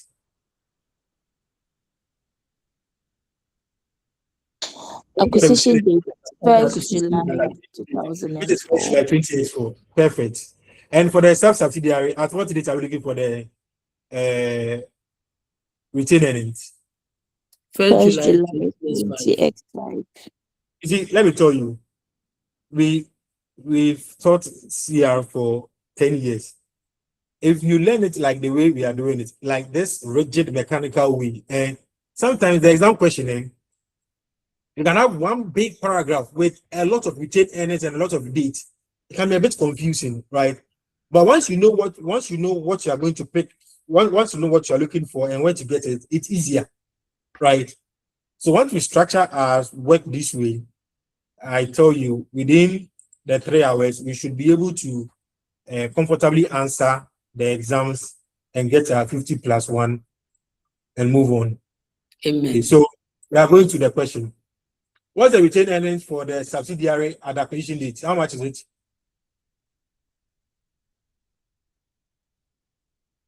$40,000. And not of the subsidiary. $50,000. Okay. So it's as simple as that. So we have it here. And we have it here. Right. So this amount here, 140 and 270 is simply what? Assets at this date and assets at this date. So you realize that the assets have increased in value by what? By 130. And it's increased in value after we acquired. So we come for a post-acquisition profit of what? 130. And it is profit for which company? Subsidiary. So to be the owners of the subsidiary that will share according to the effective percentage in workings one. This one to the same thing. The asset has a value of 150 at an acquisition date and 215 at reporting date. It means that the increase in the value of an asset after acquisition, which is post-acquisition profit, is 65,000. We share it using the effective rate and workings one. For sharing values there, proportionally down, I don't think it's a CR level. We can all share if you know the percentages. So you just have to move on. We are wrapping up.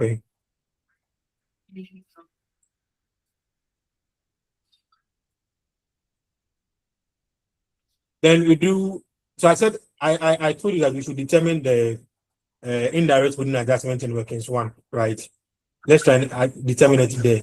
So in our workings three, we do goodwill, right? Goodwill is the excess of what the purchase contribution over the net fair value of the net assets of the subsidiary at the acquisition date, right? So we were told of this 120, right? How much the parent acquired in the subsidiary. So in the balance sheet, we were told 120, this 120, right? This 120. Then we were told how much the subsidiary acquired, the sub-subsidiary, 110. But we need to adjust for indirect adjustment. Okay, so that's it. So at least we know where these figures are coming from. Then we do the indirect adjustment. Indirect adjustment, as I said, is the NCI percentage in the subsidiary times the amount that the subsidiary is paying for the sub-subsidiary. So that's 110. We debit or we net it off so that whatever we see here is just how much the parent is actually investing through the subsidiary in the sub-subsidiary. Then, as Helen said, and as I rightly corrected, we determine NCI at acquisition. The question said that NCI is determined at the fair value, as a proportionate of the fair value of the net asset at acquisition date. And this 140 and this 150 is coming from our workings two. This is our workings two. This is our workings two. This 140. That is the net asset. So this amount here. So this amount here. Let me just do it. Okay. So this amount here, this 140 is this 140. It is called fair value of the net asset of the subsidiary at the acquisition date of 1st July 20X4. Right, I'm coming. And this 150 here is called fair value of the net asset of the sub-subsidiary at this date. Right. At this date. Yes, your question.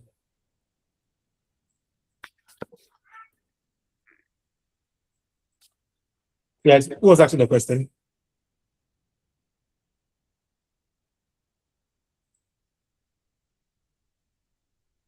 Okay.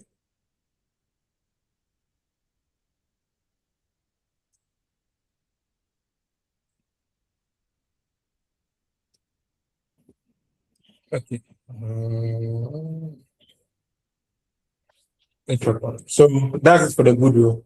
So we get the goodwill at acquisition for subsidiaries 8, sub-subsidiaries 16. There's no impairment. But you see, in the solution, I intentionally brought impairment here, right? I intentionally brought impairment so that in case we have this mental structure of our workings, we always know that there is impairment in workings was 3. So I'll bring it there, whether there's a value or not, I'll still show it. Then I will show my goodwill at what? At reporting date. Goodwill at reporting date. So I added 2 to give me 24,000. So that is for goodwill. Then we do NCI. NCI, we've already determined NCI when we're doing the goodwill. So NCI for subsidiary is 28. NCI for sub-subsidiary is 78. Then we do the indirect holding adjustment computation. We credited the purchase consideration and we are debiting this equity account with 22. Then there is the share of preservation profit from workings 2 from subsidiary. Share of preservation profit from workings 2 for sub-subsidiary here. You know, we have 2 NCI, but on the balance sheet, we just want to show 1 NCI. Please pardon me, it's supposed to be total what NCI, not total goodwill. The other one was goodwill, so this is total NCI. Then we look at the group retained earnings for the illustration. So we have the retained earnings of the parent. So when we go back to the slide, I've shared a slide on the Google Classroom. So those who have joined can have access to the complete slide. So we're looking at the 100% retained earnings of the parent per the question or illustration. Then plus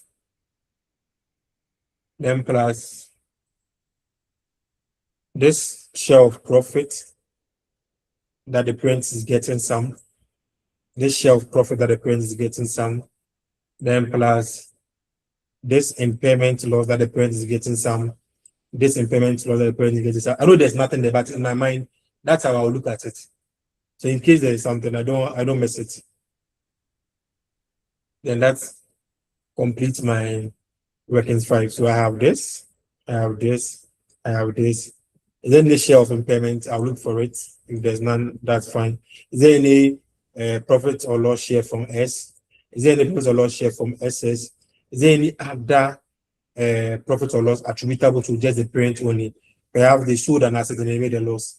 And I'll get my group retained earnings 3302. Now that brings us to the end of the 5 workings. So I can go ahead and do my consolidation. I have my total tangible assets, which is coming from the addition of the non-current assets for the parent, subsidiary, and sub-subsidiary. Then I have my goodwill, which is an asset coming from working 3. Then I have my non-current assets, which is coming from parent, subsidiary, sub-subsidiary, which is 210. So in total, I have 644. When it comes to the equity, we want to show the equity of the parent. The equity we have used them or we have consumed them. The equity values, when you go to workings 2, you see that the equity values of the subsidiary, right, and the equity values of the sub-subsidiary, we have consumed them. So we don't want to see the equity values of the subsidiary and the sub-subsidiary as the capital on the group. So the group is just going to show the ownership of the parent in the group. That's all. So when you go to the group structure, and we're doing the consolidation, we only want to see the ownership of the group, which is the parent. That's why we do indirect adjustment, right? Then the group retained earnings is from workings 5. Then the NCI is equity from workings 4.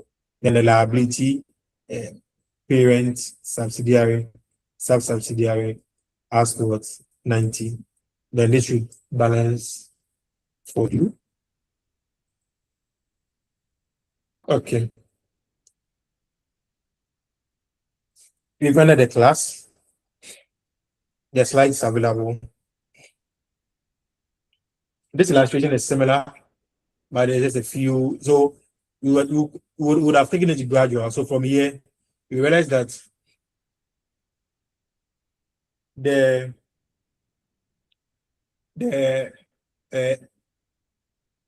date is similar, just that the retained earnings will change. Okay, so we would have gone through this, you would have attempted it, just giving you time to attempt it. Then we would have tried our hands on, or building it in that order, moving from one simple structure, then we'll be adding on, then we'll start changing the valuation of NCI from proportionate or fair value of net asset of the subsidiary to fair value, and the fair value will either give you the lump sum or the parent market share price. Then we'll be graduating. Then from there, we'll move to step acquisition. That's how we want to handle this whole complex group structure. By the meantime, the slides are available. This is coming from ACCA P2 document. I've also shared that one on our Google Classroom, so please can have access to it. We've wrapped up for today. We've exceeded our time by close to 30 minutes. Please share your comments. If you have questions, please feel free to ask your questions. Let me address them quickly, then we can bring the session to a close.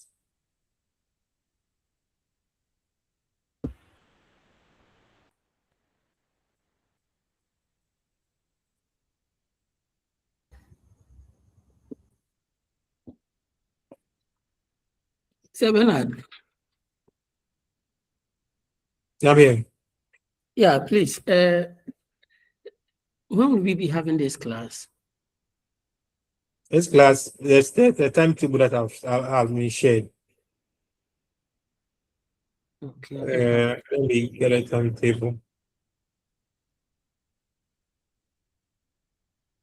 But this class is more of prepare before you come. It's easier to excel that way. Okay.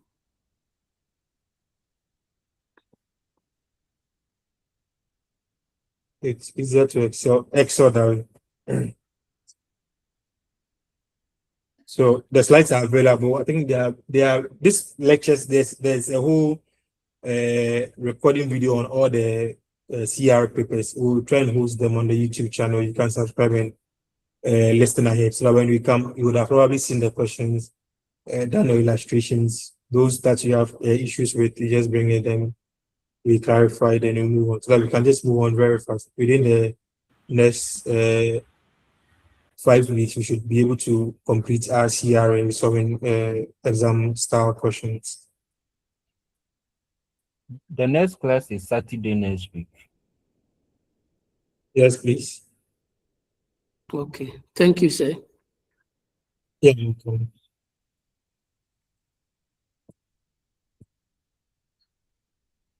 So the next class is CR live section 6 p.m. to 10 p.m. Okay.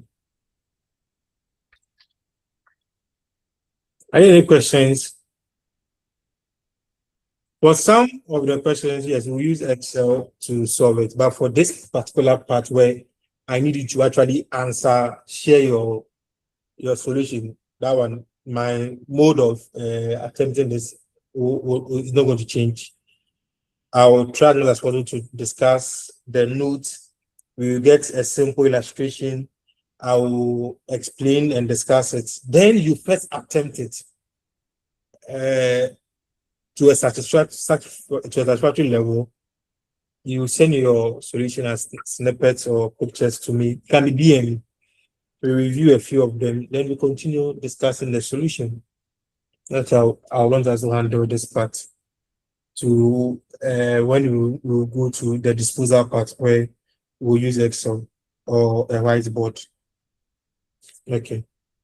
All right. Thank you very much for your time. It's 10:30, 30 minutes past our time.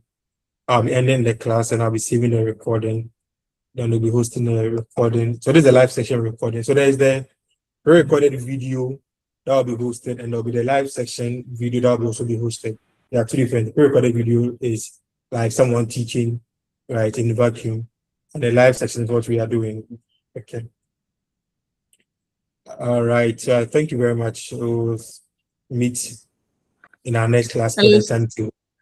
Hello, sir. Thank you. Please, the WhatsApp, the YouTube name, can you please share with us? Okay, the YouTube link. So you have to subscribe to our to edit and host. So once you subscribe to the YouTube channel and you turn on the notification, once we post the videos online, you need to get a notification, please. So I'll share the handle with you. Thank you, sir. All right, thank you very much. Please share your comments and your review on the lectures with me. You can DM me with your comments and your suggestions. I would like to hear them. All right, thank you. Let's enjoy the rest of our evening. Bye. Bye bye.